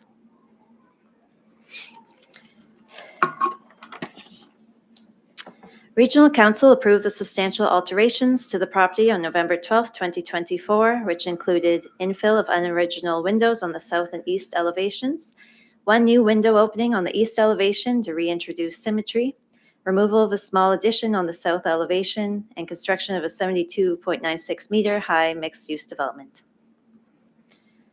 86 Ochterlony Street was added to the Registry of Heritage Property in 1982 as George Shields' house. The house is a 1.5-story vernacular Gothic Revival style residence. Character-defining elements include, but are not limited to, the steeply pitched gable with center-pointed window and 2 Scottish dormers, rubble stone foundation, wood shingle cladding, and 6/6 windows with molded trim. We are currently at the public hearing stage of the Heritage Development Agreement process. So should the development agreement be approved, there will be a 14-day appeal period and the agreements will be registered on title. The subject site is designated downtown and lies within the historic Dartmouth precinct under the Regional Center Secondary Municipal Planning Strategy. This precinct promotes low-rise development through maximum FAR limits and design regulations that supports the area's historic character. The site is zoned downtown Dartmouth and is exempt from front and flanking setback requirements. It shares a maximum FAR of 2.25 with surrounding properties and is within the proposed downtown Dartmouth Heritage Conservation District. The Regional Center Land Use Bylaw allows a maximum height of 90 meters. To support the retention, preservation, and rehabilitation of heritage buildings in Dartmouth, Policy CHR 7 of the Regional Center Secondary Municipal Planning Strategy allows for the consideration of land uses and density which are not permitted by the underlying zone for municipally registered heritage properties, subject to certain criteria as shown here. The applicant proposes to rehabilitate and preserve at its current location the heritage building at 86 Ochterlony Street, known as George Shields' house. The major aspects of the proposal are as follows: the rehabilitation of George Shields' house at its current location on Ochterlony Street, rehabilitation of the unregistered historic building at 61 Queen Street at its current location, demolition of the existing residential building at 43 to 45 Dundas Street, And the plan also involves the consolidation of 86 Ochterlony Street, 61 Queen Street, 39 Dundas Street, and 43 to 45 Dundas Street into a single lot, and construction of a new 15-story plus penthouse mixed-use building at the current location of the residential building at 43 to 45 Dundas Street and the vacant property at 39. This will provide 121 residential units, commercial space, and 29 underground vehicular parking spaces. Conservation efforts include, but are not limited to, again, the infill of the unoriginal windows and one new window opening on the east elevation and removal of a small addition at George Shields' house. The unregistered historic building will be restored through the removal of a one-story front addition, removal of a rear addition, and reinstatement of fenestration. Both properties will require replacement in kind of siding, repointing brick chimneys, replacement in kind of wood windows and doors, and foundation restoration work. A staff evaluation of the proposal against the standards and guidelines for the Historic Places of Canada can be found in Attachment B. The proposal preserves all character-defining elements of George Shields' house, such as the rubble stone foundation, brick chimneys, the windows, and the Scottish dormers. Repairs or replacements will be done in kind based on evidence with minimal intervention, as the new construction is separate from the heritage building. The new podium uses compatible materials like non-combustible clapboard siding, and the new construction remains physically separate from both historic buildings, creating open space that encourages pedestrian engagement. The mid-rise is distinguishable through its modern materials and form. Overall, the design respects the character-defining elements, setbacks, and materials, meeting standards 1 through 12. A public mailout was sent to property owners within the notification area to inform residents of the proposal, provide information to submit feedback, and to advise of the upcoming public information meeting, which was held on January 15th, 2024. Staff received written submissions from 3 residents. The public expressed support of increasing housing units and types and expressed concerns regarding construction impacts, heritage development agreement policy, and tree retention. A construction management plan must be provided at the permitting stage, which will address public consultation and construction impacts. The applicant will be required to meet all relevant policies pertaining to construction noise and circulation during the construction of the development and provide notifications of any disruptions or construction delays. A tree protection plan is required through the development agreement, which must be reviewed and accepted by Urban Forestry. The development agreement also includes building and architectural requirements to align with policy and the standards, such as a podium height of 2 stories and clapboard material that is compatible with the heritage building. Non-substantive amendments identified in the proposed agreement include changes to the site plan, elevations, and landscape plan that do not affect the registered heritage building and the unregistered historic building or conflict with the agreement text. New construction height or width increases by no more than 2%, setbacks decreased by no more than 2%, and granting of extensions for construction start or completion. The following recommendation is before you today for your consideration. Thank you. Thank you. Are there any questions of clarification? Councillor Austin. Thank you, so much, Chair. I have just one question.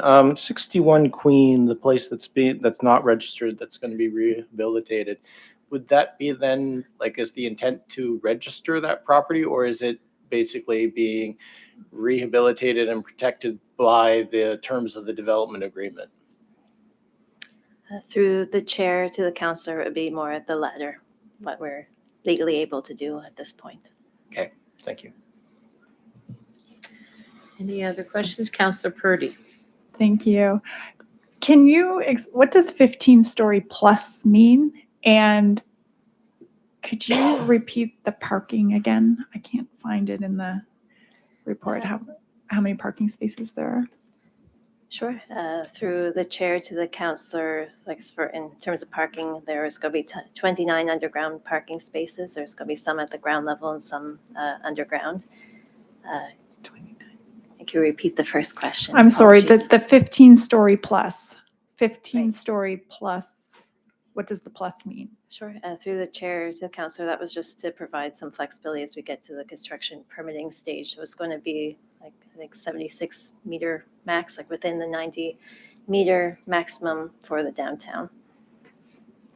How high the ceilings are, how Oh, okay, gotcha, gotcha. And how many units altogether? Through the chair to the counselor, 121 units. Ooh. So they won't have vehicles. Councillor Austin, a second time? No. Okay, I have a question if I could. Can we see side 11 again?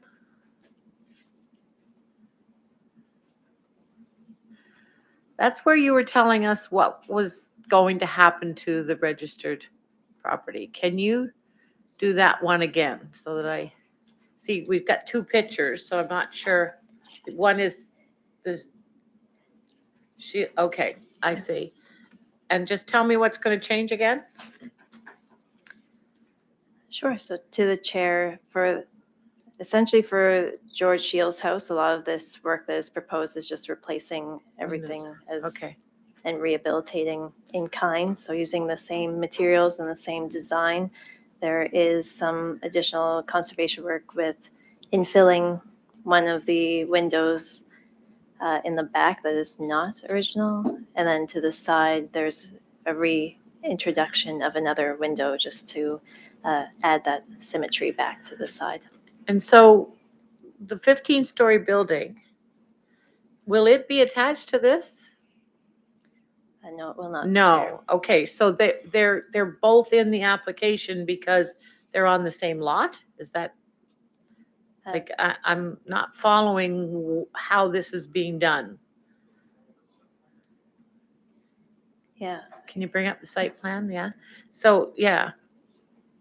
So that's the site now, the full site, and because okay, I got you now. All right. And I those will all be consolidated once the work is completed. The parcels. Yes. Okay, I see. All right. I was envisioning something similar in my head as that we were talking about to the Masonic building, how that one was sort of morphed into being part of the newer building. Okay, thank you very much. That's good for me. Okay,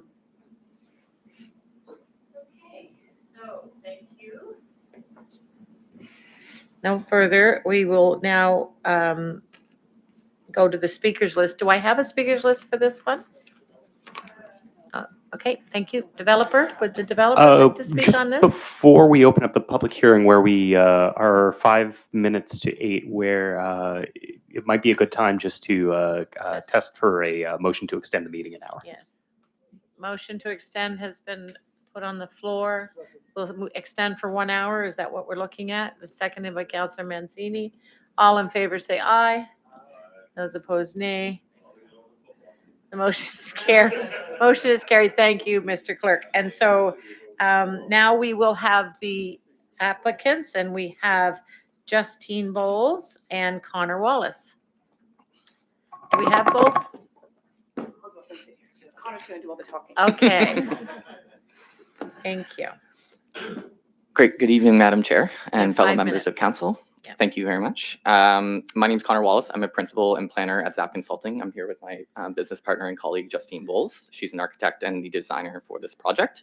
So we're here to go through high-level overview of the design approach. I first of all want to thank Elizabeth for her thorough presentation. It was very detailed around the application process and the proposal itself. So I'll try to not repeat information as much as possible, and then certainly open time for questions of clarification. So as Elizabeth walked you through, this is the existing site with some, oh, sorry, that was automatically on. Perfect. So we have the existing site here, as Elizabeth explained. This is the proposed development. There are, as she mentioned, 3 components: the registered heritage property at 86 Octorlony Street, the heritage building at 61 Queen, which is to be rehabilitated and integrated into the development, and the new higher density infill development located between the 2 sites central to the block. In terms of statistics, the FAR is noted at 7.7, 121 units. It does include a small commercial space fronting on Dundas Street. It's 29 parking spaces and a height of 15 stories. This is a kind of 2D plan of it's the landscape plan, preliminary landscape plan for the development. And it shows kind of, yeah, from a bird's eye view, how the development is designed and integrated and how the spaces kind of in between the buildings work. The main entrance to the larger building is proposed to be a pedestrian entrance off of Dundas Street. I don't know if my cursor, you can't see my cursor, that's okay. A pedestrian entrance off of Dundas Street through a common kind of plaza that flanks the new building and the registered heritage building at 86 Ochterlony.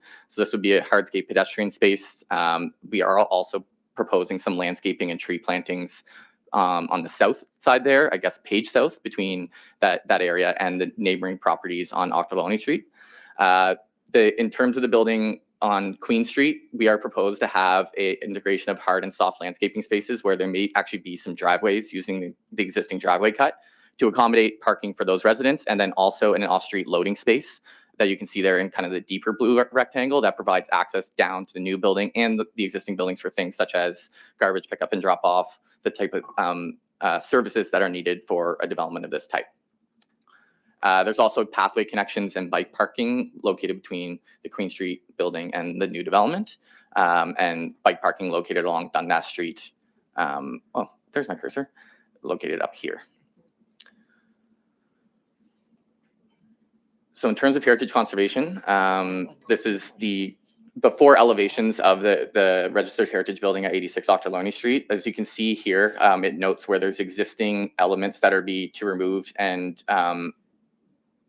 reinstated to their original character. So through this process, there was a heritage impact statement completed with a colleague of ours from McLean Heritage Consulting that did a detailed analysis of the historic architectural appearance and character defining elements of this building, and that led to these conservation measures.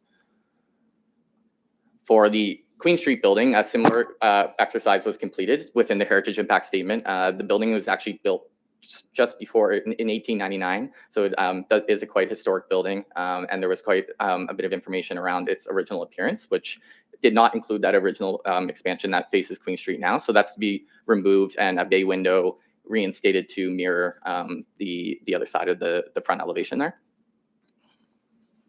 And this is the perspective image of the new building. So the building design itself is intended to kind of be co-designed with the existing building, the Tell Lofts, just located within the same block, also completed by the same developer. These are the north and south elevations, so the elevations that you would see from Dundas Street and Wentworth Street. And these would be the east and west elevations. So these would be the elevations you see from Ochterlony Street and Queen Street.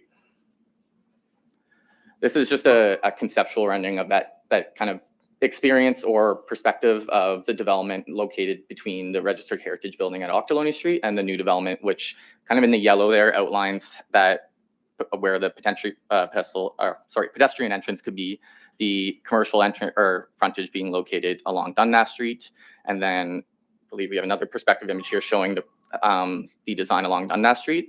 You can see there is access to two parking levels within this development.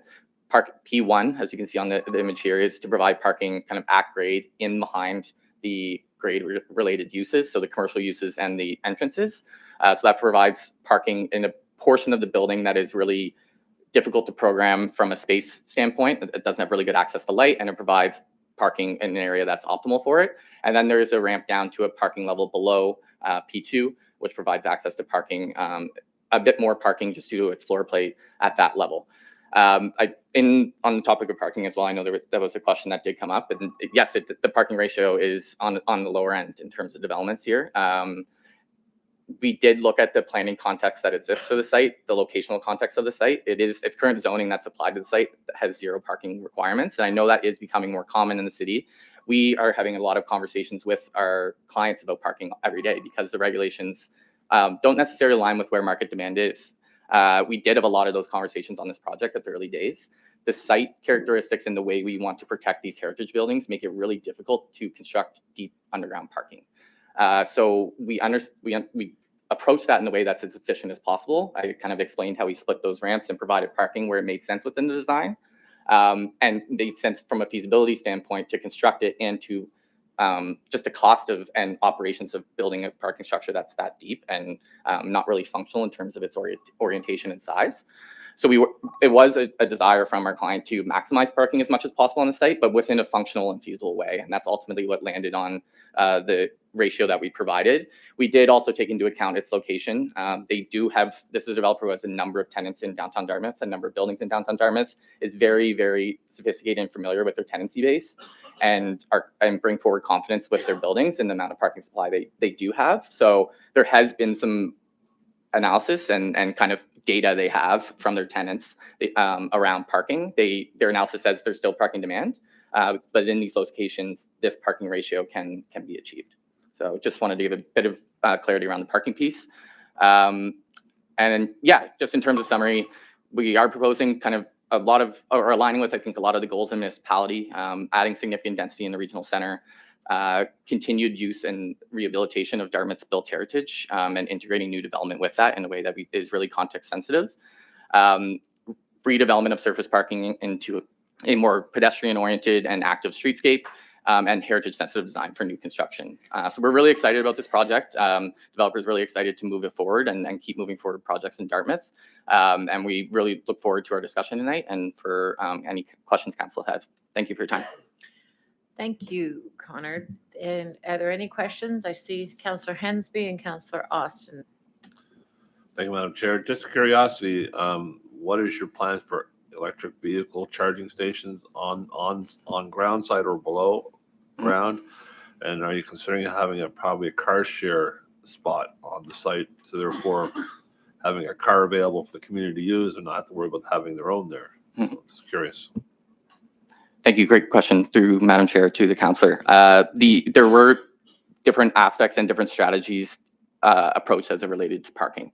The car share piece, there are several car share locations within short walking distance to this site. So that's another factor that when they look at their tenancy base and they look at the locations within downtown Dartmouth, that supports the parking ratios that they're bringing forward. And sorry, could you repeat your first question? Yes. So it is my understanding that there is regulations within the regional center land use bylaw that does have requirements around preparing for those. And with this site, that would be the approach as well. So essentially, they're set up for EV use, and as demand is needed, they can be wired in easily.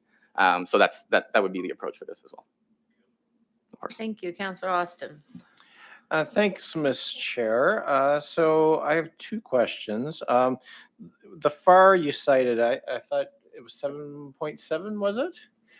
Is that the same FAR, like center plan calculation, or like is it applied consistently in that same way, zeroing out, the things that don't count, the adding in the things that do, so that it's an apple to apple comparison? Yes, good question through Madam Chair to the councillor. Yes, that's correct. We were working under the kind of regional center land use bylaw as the guiding document from a definition standpoint. So that's how we were approaching it from an FAR standpoint. Okay. The parking garage entrance pieces, this did come up at regional council.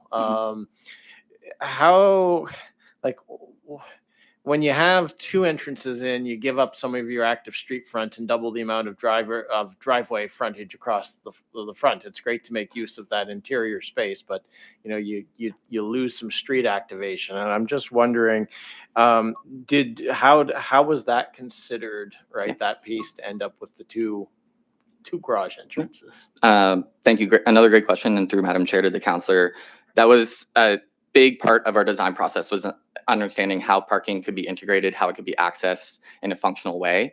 As I mentioned earlier when speaking on parking, the site itself and being flanked by two heritage assets and just its natural proportions and orientation make it challenging to have an efficient parking structure that has internal parking ramps.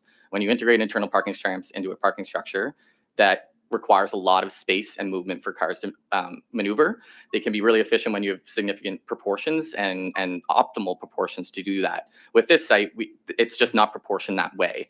So if we were to investigate a single garage door with an interior ramp, it'd be difficult to provide adequate parking at all, because a lot of the space would be tied up by drive aisles, turn radiuses, etc. So we did land on this because coming back to the earlier point, we did, and our client was seeking to provide parking in the max amount that they could that was functional.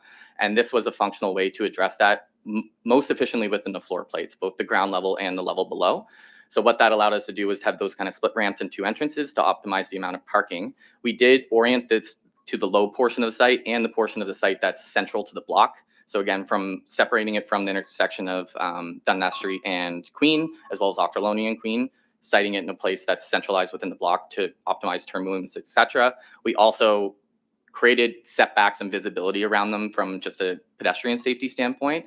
And we oriented the commercial uses and the activity to that kind of central plaza space flanking with the Heritage building to really drive people there to enter and experience the building. With that said, pedestrians passing by the building will pass by this parkade entrance. There's no avoidance when you're walking through the street blocks. That is typical of larger scale developments of this size that are providing parking. And we think these design elements we integrated mitigate that kind of relationship and still provide that pedestrian safety and that draw into the main kind of focus of the development. Okay. One final question. 61 Queen, same question I asked Elizabeth when she was up. Are you guys considering registering that property, even though it's covered in the development agreement? To my knowledge, just my understanding of the policy framework, and I will just refer to staff on that. It's just my understanding of the policy framework is I'm not sure how that can exactly be implemented under these heritage development agreement policies.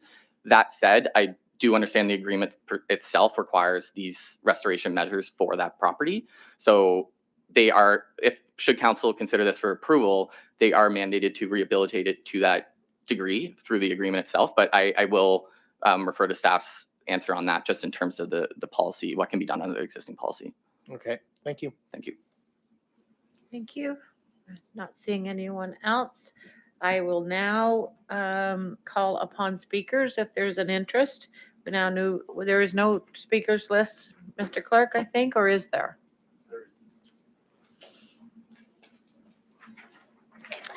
Okay, so you'll each be given 5 minutes to address the topic. When I call your name, you may come up to the microphone.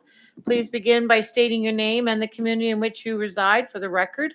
Please refrain from debating points expressed by other speakers. Keep your comments respectful, on topic, and directed to me as the chair. The clerk will hold up a yellow sign when you have 30 seconds remaining, and when your time is complete, the clerk will hold up a red sign. After everyone on the list has been given an opportunity to speak, I will then call to the gallery and see if there are any additional speakers. So I have Lisa Scott as the only person listed here. So start with you, Lisa. And you have 5 minutes. Just say your name and where you live. And is it working? You have to press the button. There we go. Try that again. Okay. Thank you very much. My name is Lisa Scott, and I'm a resident of downtown Dartmouth. Thank you for the opportunity for the residents of the community to have a voice this evening. We are the neighbors of the designated properties that we're here to discuss today. We live at 64 Queen Street, and we also own 62 Queen Street. I'm Lisa, as I stated, and I live at 64 Queen Street with my husband, and we have 2 children. They're 23 and 18 already. I have some specific questions, but I wanted to note that as neighbors that have lived in our home since 1999 and have raised our children here, there are some things that are important to us. Needless to say, when we purchased our home in 1999, subsequently had a family, everyone we knew questioned our decision to live and raise our children in downtown Dartmouth. Downtown Dartmouth was a very different place 26 years ago. And even at that time, we as a family saw the magic in this community. It's still a magical place. And I hope that we will not lose that authenticity and the diversity as it grows. Progress and development is what we hoped for. And we hoped this would happen for this community. And it's been a privilege to witness it. When you move to an urban core, your expectations about your neighborhood are different than if you move to a suburban community. The same people that questioned our decisions over the years now themselves see downtown Dartmouth as a desirable place to live. The development of this property will bring growth to the neighborhood and homes to many new neighbors for us. This development is selling a living experience, the magic of Dartmouth, to our future neighbors. I hope when developing and building these homes for others, it's remembered that just like these new tenants of the building, our home and the home of our 9 tenants is where we come for comfort and refuge and security, despite the impending construction. There is a community that already exists here, and it has since 1750. At an earlier meeting, I was told no one has invested more in downtown Dartmouth than Bruno Builders. I would like to challenge what the concept of investment in a community is. Just as in the past, in the future, our community will not necessarily remember those who developed buildings that line our streets, but they will remember the citizens and organizations and businesses and leaders that have invested themselves into the fiber of this community, into the people. Hopefully, in the future, we'll also continue to appreciate thoughtful and tasteful architecture built to stand the test of time. As a couple, we are a part-time healthcare worker and a civil servant. We have been stewards to these 2 historic homes, past homes of influential people in the history of Dartmouth and of Nova Scotia. We have and continue to make considerable financial investments into these homes, both as a civic responsibility as well for the comfort of ourselves and our tenants, who we provide well below market housing and ensure that it is always maintained well and comfortable. A friend recently asked why we invested in doing historically appropriate porch entrance, for instance, to our property, as it's a rental. Because we care about the building's role on the streetscape, and it's the right thing to do. The tenants of this new building will have the pleasure of looking down onto 2 well-maintained and pleasing historic properties, 62 and 64 Queen Street. We routinely have tenants of Seacoast Towers, that's on Portland and Dundas Street, stop us in the yard and tell us how they love looking at our property from their windows and enjoy the gardens throughout the year. Those are my neighbors too.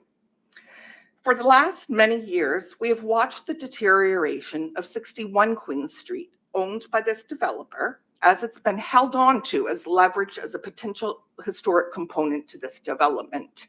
And I believe it was possibly put forward for application, and at least that's what I understood at the last meeting. No maintenance or care. Okay, no maintenance or care for this home has taken place, although it continues to collect rent.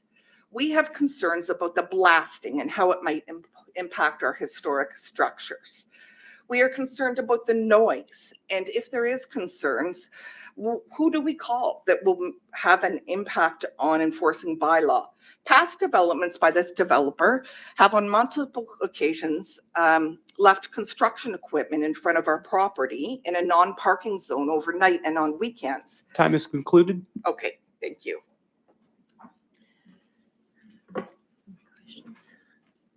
No questions, Sam, or anyone? No. Very much. Thank Lisa, you. Appreciate it. I now will call for interest to speak in this public hearing. Is there anyone else who would like to speak? Okay, make your way to the table. Just give us your name and your location of residence. Hi, Toby Belch. It's on, is it? Toby Belch, also of 64 Queen Street. That was my wife, Lisa, speaking. I just wanted to add a few things, some technical things that came up along the way, and a bit of a concluding piece on what my wife said. But I guess starting by reiterating, there's a lot of really positive elements of this. This is something, we thought would happen. It is happening around us, and we always knew it would. It's a big development, and I think the piece that I'd like to initially pick up on is the construction aspect. There is a history, unfortunately, of this developer specifically, some others as well, and what we're seeing is a mixture of both the developer and, frankly, compliance. And so when developments like this happen, they are a huge burden on the people that live there. And that's just the reality of it. We know that. We've lived through King's Wharf, the blasting.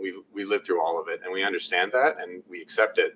What we really expect is, frankly, a better job be done on how this is carried out. And we hope that starts with the developer. Unfortunately, There have been some challenges with Bruno. There was a building demolished right beside us. It was, in our opinion, not properly carried out for a few reasons. In fact, our property was accessed without permission to demolish the property, and that was carried out by one of Bruno's companies in a way that we felt was incredibly substandard, but there was no support for that. Our driveway has been blocked repeatedly, large equipment and materials blow all over our property. So, you know, I know it's not perfect and you have a lot of subcontractors, but I really hope between the combination of the developer and the city that the phase of construction could be made as amenable as possible to those that live here. Having said that, just some of the things that came up in the in some of the points that were raised, I don't know if I can pose a question, but I'll leave it here and hopefully it can get answered. One is to pick up on the point that's made around this being particularly a heritage development agreement is, can these two historic buildings ever be demolished? I know it's an issue with municipal registration, and there's some version of you apply a year later, you can flatten it. I'm hoping and guessing that the development agreement bakes that in perpetuity, but I would like clarity on that. I think the other thing that was danced around that was confusing a few folks here is why are these two heritage properties part of this development? Frankly, I would like to say that we're really pleased to see that these two historic, I know one's just registered, buildings will be retained, and I think that is a really thoughtful piece that this developer is doing. But I think it'd be important to know just for a future standpoint, because the rest of our block is for sale right now, and the statements of the realtors in that are, hey, there's some old buildings that you could register as heritage because you can do whatever you want. And I'm being flippant in that statement, but that's what it's starting to feel like. And we feel that pressure as well with our properties. So I would like a bit of a statement on, if these heritage properties were not part of this development, what would this building look like? And then the last piece is parking. Don't want to belabor that point. You've already picked up on what's going on here. From our experience in the downtown, parking is a rapidly increasing issue for two reasons. One is people that live there, frankly, even though everyone thinks they don't need a car and they're going to ride a bike, we have an empty bike locker that no one's ever used, and I can't provide enough parking to my tenants. That's just a small scale example. We see it all around us. The other thing is, and Councillor Austin knows this, we don't even have a four-way stop. We've got the Dundas extension going in. We ended up with a car in our living room a number of years ago. The only two windows that we did a full heritage restoration on were taken out by a car. And that's because people don't pay attention. They don't follow the rules. They just need to pick something up. They park illegally. People can't see. They dodge across. They get T-boned. And so those issues will just grow. And this volume of development with these people will be a new issue. The streets are already jammed anyway. So just this double driveway entrance is going to take out a number of spots. One subtlety that came to mind is, I know tenants, if they have a driver's license at the address, can get on-street parking, but that's not going to be something you can find. So I would flag the parking issue. Don't know if there's an easy solution, but it certainly, I think, is the case that this isn't enough spots for these people. I'm good. Thank you. Thank you, Toby. Any questions of clarification for Toby? No? Thank you very much. It's been good to see you again. I'll now call for any further speakers on this application. Yes, go ahead. So thank you, Council, and appreciate time to speak. I'm mainly sitting up here just to kind of answer questions. I'm one of the development partners. Okay, on can this you project. say your name and? Yes, so Joe Nickerson, and I'm with Sidewalk Real Estate Development. We're the developer on this project. And my Okay, partner. so I just need to get clarification. You would have an opportunity to come back at the end after, with your team, when all the speakers Yeah, have I believe asked, that would and- be and we- appropriate in this matter. I think that would be the most appropriate way to go. Perfect. Yeah. Okay? Thank you, though. Thank you. All right, any further speakers? Any further speakers? Third and final time. Any further speakers? Okay, is there a motion to move public hearing close? Oh, yeah, you need to respond. So why don't you come up? Well, thank you for your indulgence. No problem. And thank you for everyone's time. Just because there was questions, and again, Joe Nickerson of Sidewalk Real Estate Development. I just wanted to address some of the questions, and if there's questions from council here, I'm happy to address those as well. So parking, I know, is a component and a hot topic issue. We would love to add as much parking as we could to these sites. Unfortunately, with parking comes a lot of the other problems that people want solved with these developments. They want less construction time, less construction impact, less blasting. On a site like this, we would have to go down and blast in order to achieve more parking. We did explore that. It's not feasible. The amount of parking stalls that we're picking up by going down is just, we would be, down 10 levels by the time we get to a reasonable ratio, which wouldn't benefit anyone in that scenario. To Connor's point, we do have a number of other sites in the downtown. We continue to invest in it, and all the sites that we do own are long-term hold sites. So we're investing them in hold forever strategy. So we do try to build them to a higher standard than something that's just being flipped and sold off. So because of those other sites, we do try to integrate parking wherever we can, and we do have a longer term parking strategy for how we approach all of downtown. But this site in particular just isn't the ideal site to integrate a huge amount of parking, and we would look to larger sites for where to do larger amounts of parking. From the heritage side of things, we certainly, I would say we have a reputation of trying to retain and maintain some of the character of downtown Dartmouth in the developments that we're doing. This is why we did really see opportunity in heritage buildings. We do really want to maintain that. I'm not sure of the specifics of registering 61 Queen and what the logistics are or the requirements are from the application side of things. I do know our intent and the way that this is set up as a building site is to retain those buildings as heritage buildings in perpetuity as well. There is no functional way to build up on either of those sites based on integrating it into one PID anyway. So that's our full intent. I would defer to kind of the experts on our team to speak to how that gets registered. But from an intent standpoint, they're long-term investments in those properties to stay as they are. And then from a neighbor standpoint, I can certainly appreciate everything that was said today. As a neighbor, we're also neighbors of downtown Dartmouth. We have multiple businesses. I myself am a resident of downtown Dartmouth. We get it. Construction's not fun for a number of reasons. If we could build these buildings faster with no issues, we would be the first to do it. Sometimes things do happen. We're getting better at doing that with every project. A lot of projects that we've done recently have been really complex conversion projects that involve really challenging development kind of logistics and coordination. A project like this, where it's a new construction, new build project, is a lot simpler and easy to kind of contain the construction.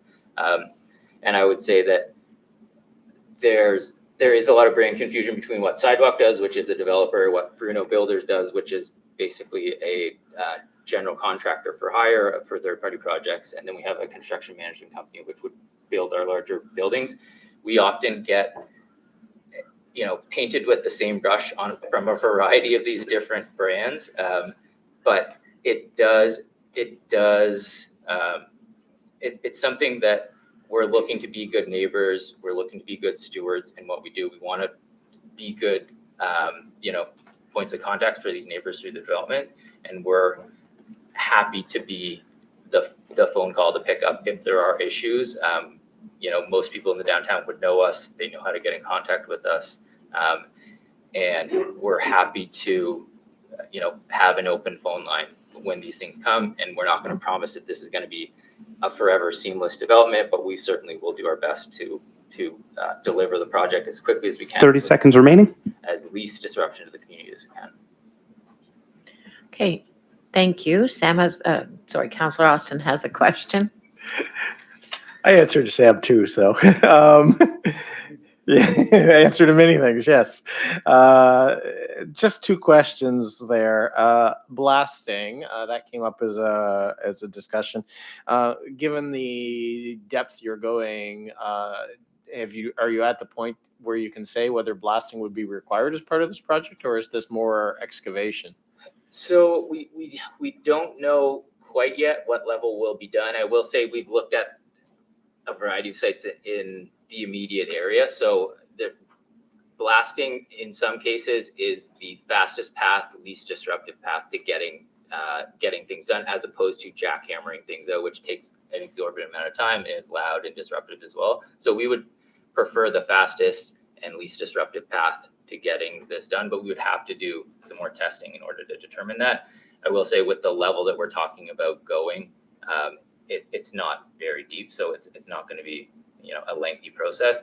And we also own the immediate neighboring property, which is the equivalent of a 9-story building in Telelofts. So we are going to be good stewards of all the neighboring properties. We have 3 properties on that existing PID behind that all touch this area. So it's something that's very top of mind for us, and it's something that whenever blasting is involved, there is the proper steps taken with all of the neighbors and accounts taken with checks as needed for any sort of blasting. So all of those measures would be in place and maintained throughout the process. Okay, so my last question for you is just around some of that kind of community sort of stuff. You referenced that the kind of company has 3 different kind of arms, and I'll just say in my experience of dealing with various projects around, sometimes you have folks where the only way you get a response from them is through 311 and the city inspectors coming out, and then there's other folks that are much more proactive in terms of response. I'm just wondering on this project as it goes forth, where do you guys plan to land, right? Like, will you be responsive to community calls as they come in? Because it sounds like there's a little bit of relationship repair that needs to happen with neighbors here regarding a past demolition project. Yes, so for sure, we would be open phone line with neighbors. We have contact details readily available, but we're happy to make those readily available for anyone impacted. And we would look to just dropping a business card in neighbors' doors can be, Yes. go a long way. And we would certainly look to, repair any of those past problems. And I know that there is some kind of, there's a history on all of these different properties, and the neighbors speaking to today have been long-standing neighbors of the area, so they would have seen many iterations of different things happening. So it's something that we would certainly look to repair, maintain open phone lines with, and mitigate any future impacts or risks with this and future developments that may be in the neighborhood as well. Thank you. Thank you, Councillor. All right, I think that, not seeing any other questions, I would ask for a motion to close public hearing. Moved by Councillor Hensby, seconded by Councillor Austin.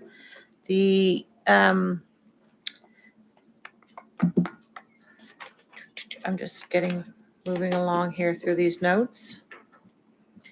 All right, so what's the will of council? Councillor Austin? Thank you, Ms. Chair. I'll put it on the floor. I move that Harbour East Marine Drive Community Council, 1, approve the proposed development agreement, which shall be substantially of the same form as set out in Attachment A of the staff report dated April 8th, 2025, and 2, require the agreement be signed by the property owner within 120 days or any extension thereof granted by council on request of the property owner from the date of final approval by council and any other bodies as necessary, including applicable appeal periods, whichever is later. Otherwise, this approval will be void and obligations arising hereunder shall be at an end. Moved by Councillor Austin, seconded by Councillor Mancini. Is there any debate? Of Any course, interest? Ms. Chair. Councillor Austin. Comments anyway. Maybe we'll all be on the same page. We'll see. Thank you to everyone who's come out and stuck through the late evening to be here for this. I was struck actually by the resident speakers who gave a little bit of an overview of like what downtown Dartmouth has been in the past and what it is now. And my dad had a business on Portland Street, and to think that, like, I was just making the notes as I was inspired there. It's like, okay, so we've got this potential site, if it's approved, Canal Street, Kings Wharf, the post office redevelopment, the RBC, and Edward, right? To imagine that there would be 6 construction sites all going at once in downtown Dartmouth would have been just absurd, right? And growth brings with it some tremendous opportunity. We see that in terms of the businesses that are supported downtown that have come to the community because of that vitality. But we also have to hold on to the soul of the place and maintain what's special about it, and not have it all just kind of become the geography of nowhere. And I think we have had some good projects. Like a lot of what I see in the community is taking vacant lots and building on them, doing things like the post office development. And I think this project has a lot going for it in terms of its sensitivity towards some of the neighboring properties. I do have some questions that I want to ask based on what was raised, and this is for staff. Would this project require is it at the threshold where it would need a construction mitigation plan? Sorry? Ooh, staff did? Oh, I missed that. Apparently that's already been answered. That's all right. Happy to answer. All right, so through the chair to the councillor, yes, it would require a construction mitigation plan as it proceeds to the permitting process. Okay. The protection through the DA versus, registered properties, right? 61 Queen. Where it's a term of the development agreement, my understanding is it would be as good as a registered property. You couldn't just tear that building down on a whim. You'd have to go and apply to council and modify your development agreement, come back here, go through a public process, because that would be a substantive amendment. Have I got that right? Yes, through the chair, that is correct. I will also add that this is within the proposed downtown Dartmouth Heritage Conservation District. So once that is implemented as well, the Section 18 of the Heritage Property Act will no longer apply. So that means the demolition, if council does not approve of a demolition, then it cannot take place. Yeah. I wanted to ask you about the 7.7 FAR, which is, that's a big value in downtown Dartmouth. It's would be one of the, not the biggest one, but it would be up there.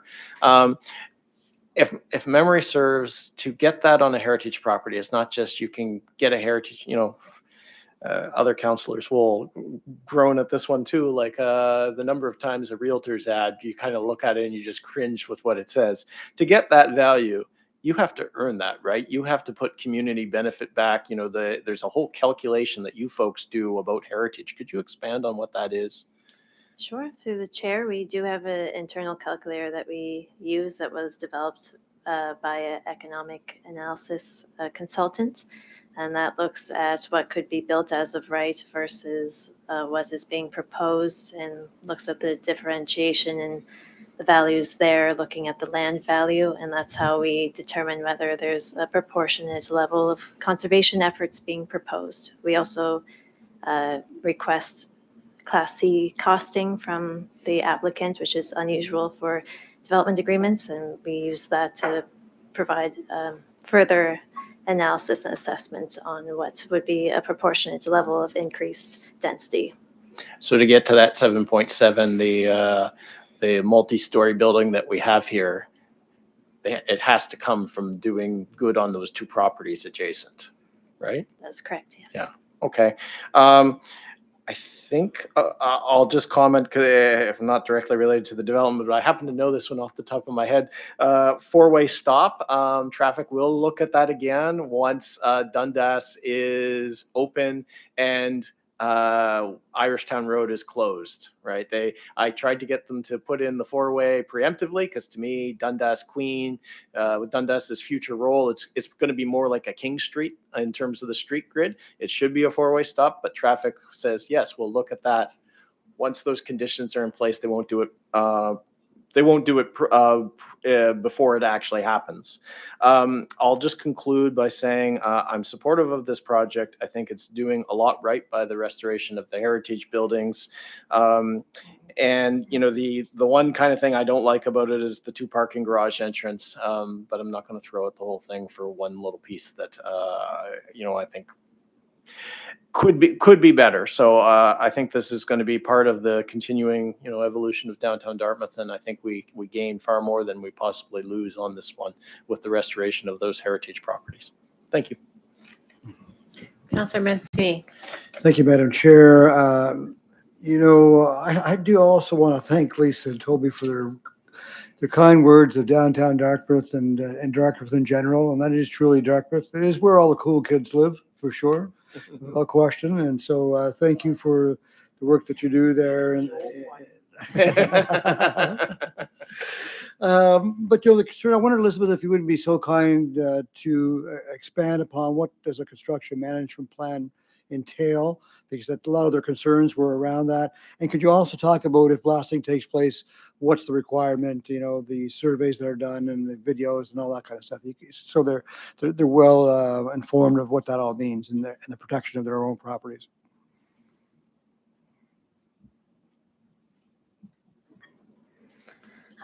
Through the chair to the councillor. So the construction management plan provides a community engagement process. So that will be a separate engagement process. It's led by the developer and our HRM development engineering staff oversee it. So that will address some of the concerns that were identified in relation to parking and blasting, and development engineering staff will also be monitoring that quite closely. And they are required for blasting in particular to do pre-blasting surveys of properties.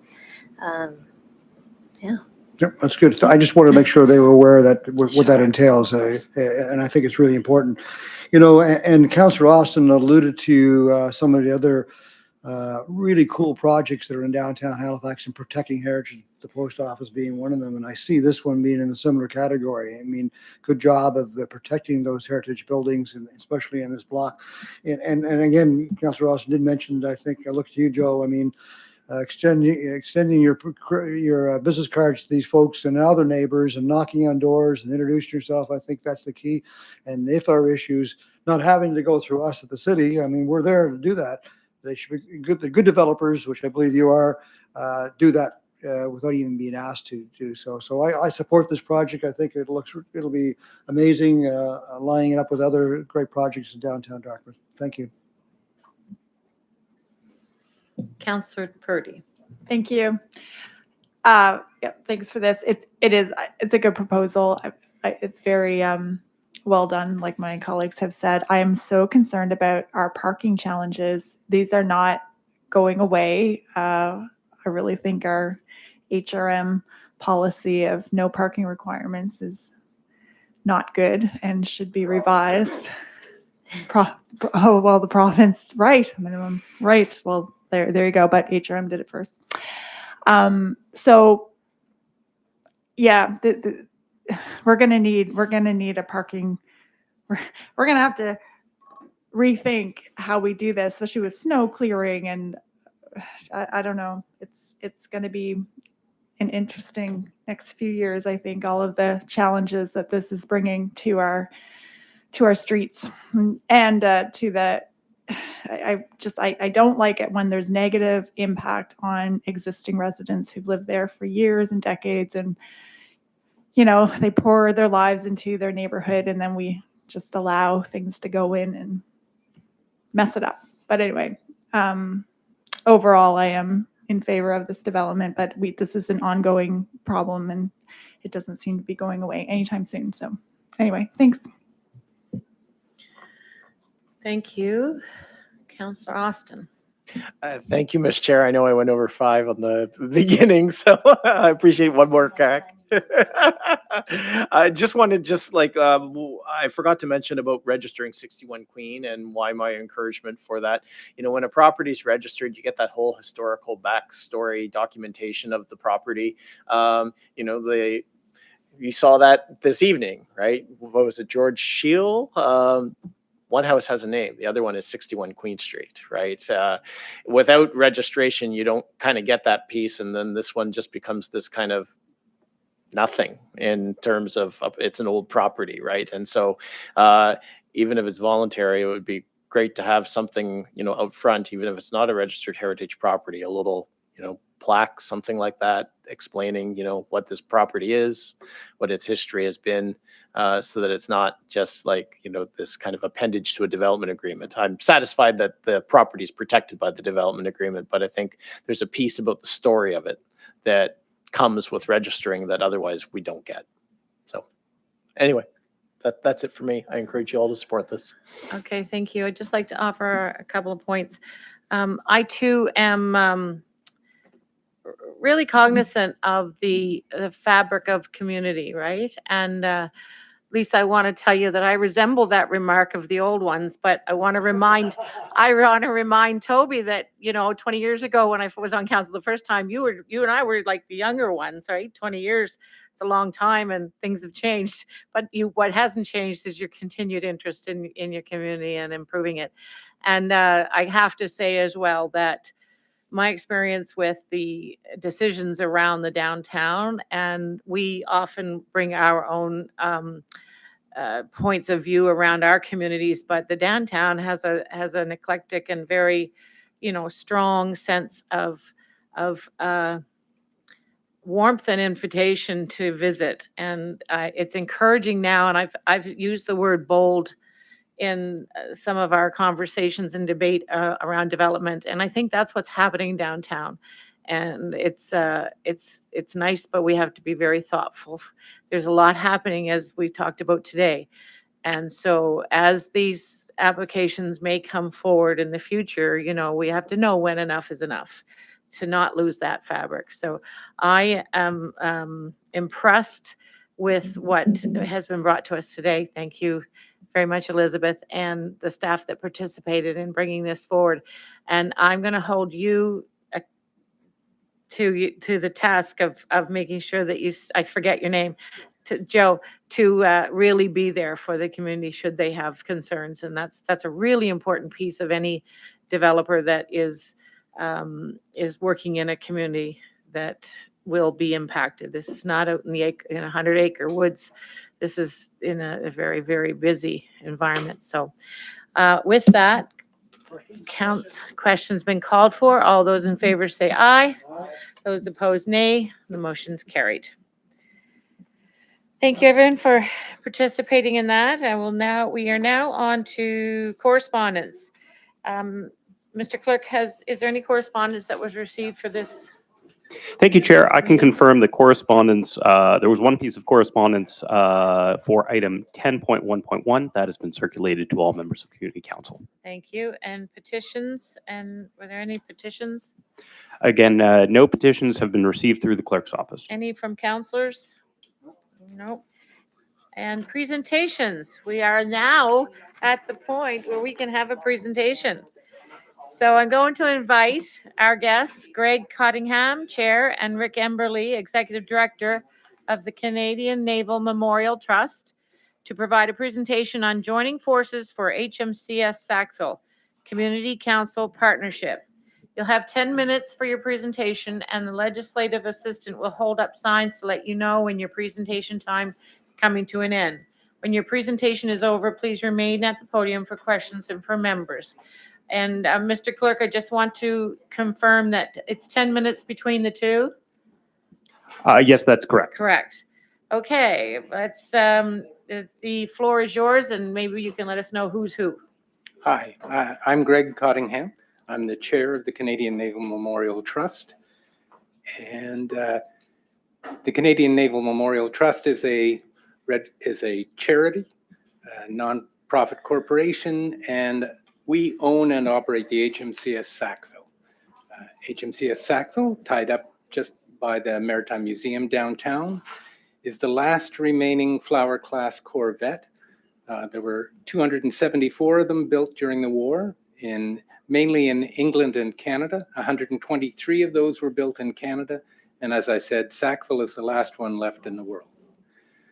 Our mission is to preserve the Sackville in perpetuity, and through using the Sackville as a tool to tell the stories of the young Canadians who served during the Battle of the Atlantic, the longest campaign of World War II, and something which very much defined Canada during the period and for decades since, as a nation building and as a navy.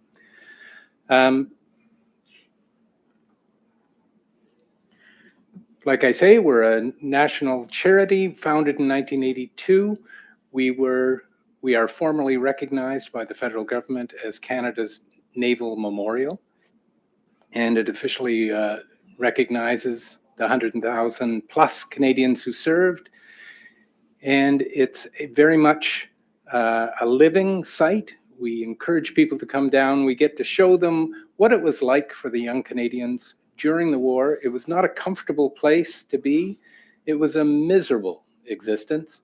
And it's very good for people to come and just experience that and expand their minds. We are a valuable tourist visitation site. We provide a very good Canadian story, which ties in well with the entire Halifax character. And we are recently going through a refreshment of the way we're telling our story. We're trying to get more involved, bring up our tech a little bit better. This year we've introduced audio devices which allow people to take a self-guided tour with 25 stops through the ship. And that tour is available in 15 different languages: Mandarin Chinese, Cantonese, Ukrainian, Korean, Japanese, Polish. We cover a lot of bases, and we're receiving really good, strong feedback from that people enjoy using the tour. We are currently preparing for a major capital campaign. The ship is 84 years old this year, and we know that in the next 10 to 15 years, we're going to have to replace the steel in the hull, the outer plating of the hull. As it is, we currently have a dry docking about every 7 to 8 years where we clean off the paint, put on fresh paint, do all the maintenance that we can't do in the water. So that costs us about $3 million every 8 years. The replace the hull project coming up in the next 10 to 15 years is going to cost us between $15 and $25 million. And we also have an ongoing annual operating budget, which is around $700,000 a year. We are currently facing short-term challenges in the operating budget in particular, and in the preparation for our capital campaign. We've done a major strategic plan, which you'll be able to see highlights of in the annual report, which is being distributed to you.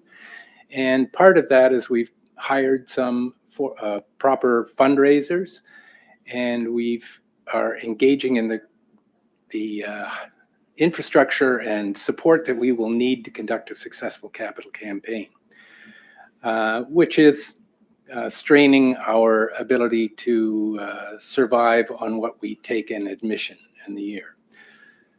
And we want to keep what we're doing in order to preserve our mission of preserving the Sackville and telling that very important Canadian story. And at this point, I'm going to turn it over to the Executive Director for the Trust, Mr. Rick Emberley. Well, I've never had as little time to speak before in my entire life. I just make it good. Yeah. Well, I am Rick Emberley. I'm the interim executive director. I was asked to engage with the trust about a year and a half or two ago in the lead up and the development of a capital campaign. I don't like to phrase it this way necessarily, but the ship, as they say, is in trouble.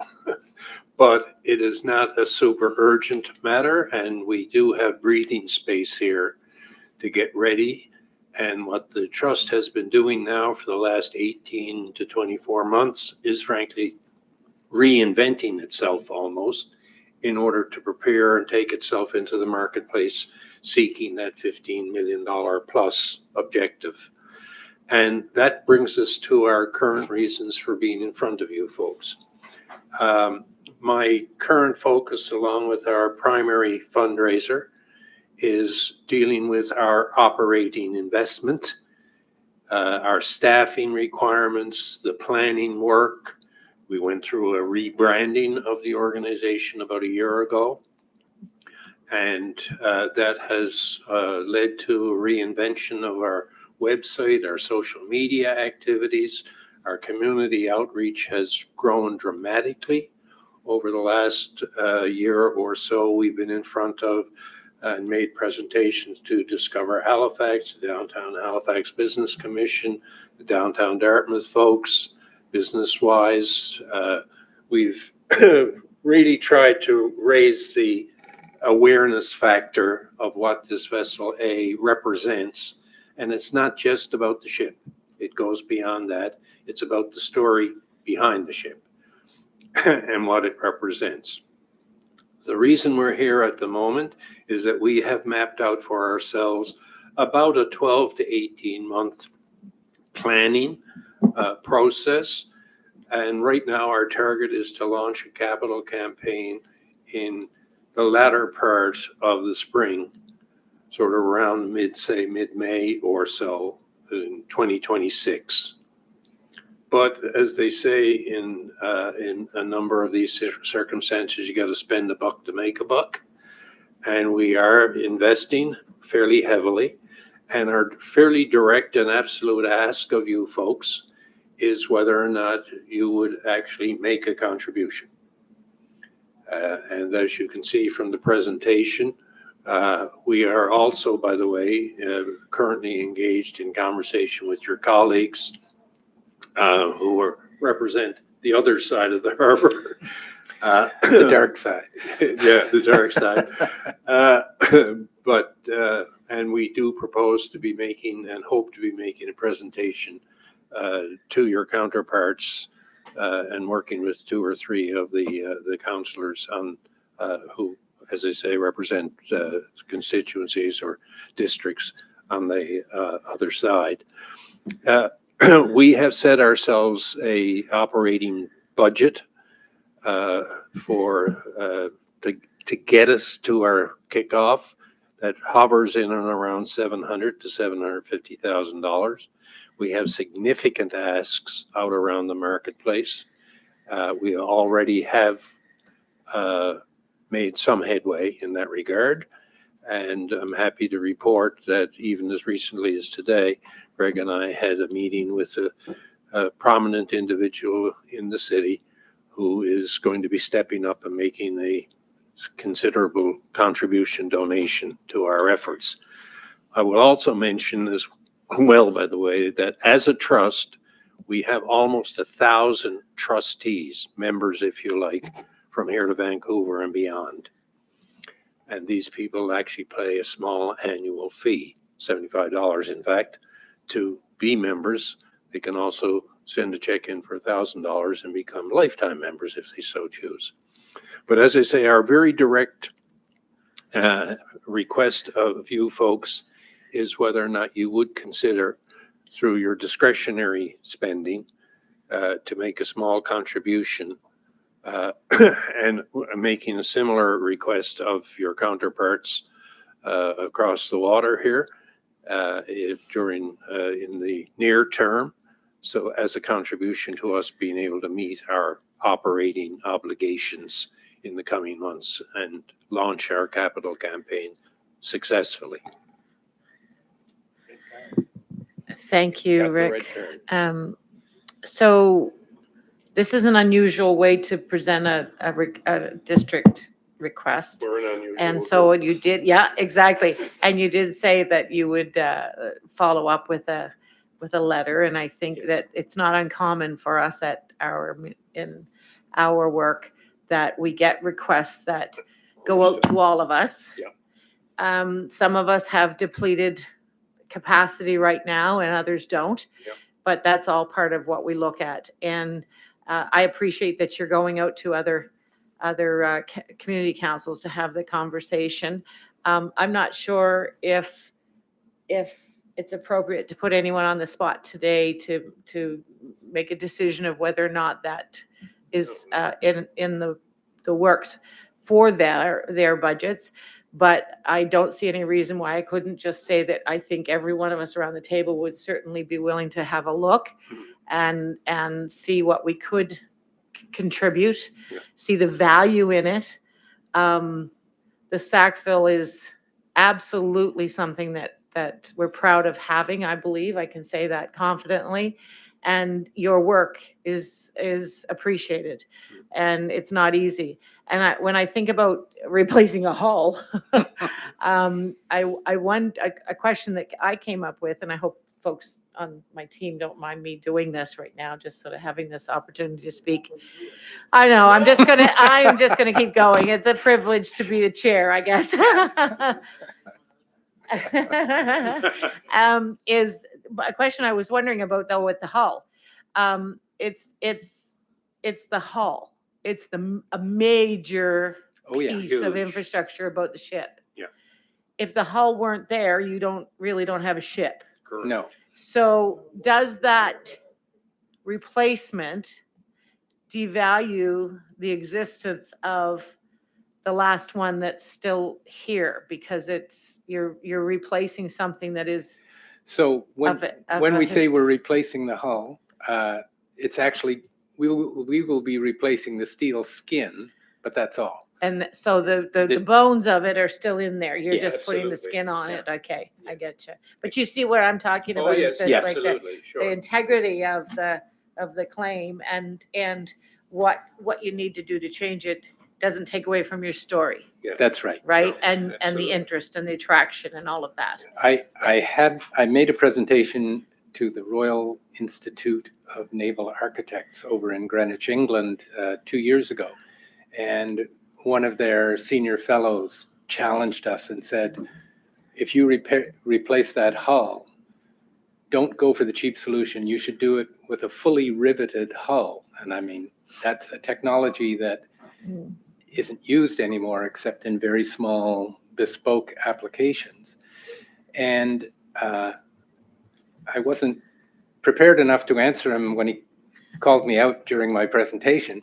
However, in afterthought, I would have said the mission of the Sackville is not to preserve the heritage structure of the ship. It's to tell the story. Yeah. That's what it's all about. And if we can, if we do a riveted steel hull on the old frames, we're still telling the story, and we're allowing the ship to stick around for much, much longer. Yeah, yeah. Yeah, Madam Chair, it wasn't our expectation that, you'd run around the room and say, I mean. But We'll do that in email. But no, in seriousness, though, we wanted to get the message out. We know that we have to engage with the city at a future date as well. When we get to the capital campaign process. And we're trying to make sure that as many people who are sitting around the table have a full understanding of what we're up to, what our timelines are like, why we're doing what we're doing. But we do, as I say, we do have this short-term pressure point, we'll call it, that hopefully at least some of you and some of your colleagues can assist us with. And what would be your plan for future years? What is it that changed this year that you're looking for the this? major, I guess, as I call it, pressure point from our perspective is, of course, the launch of the capital campaign itself. Okay. And frankly, some of you would know, I've been down that road a couple of times. I was deeply involved with the rebuild of the Discovery Center, deeply involved with the rebuild of Neptune Theater over the years. And I do understand that at some juncture, if we're going to be approaching the city to participate in the capital piece of this puzzle, that will require a council, That's a budget decision, yeah. Debate and so on and so forth. So part of our intent for coming out and speaking with you this evening is not just the $2,500.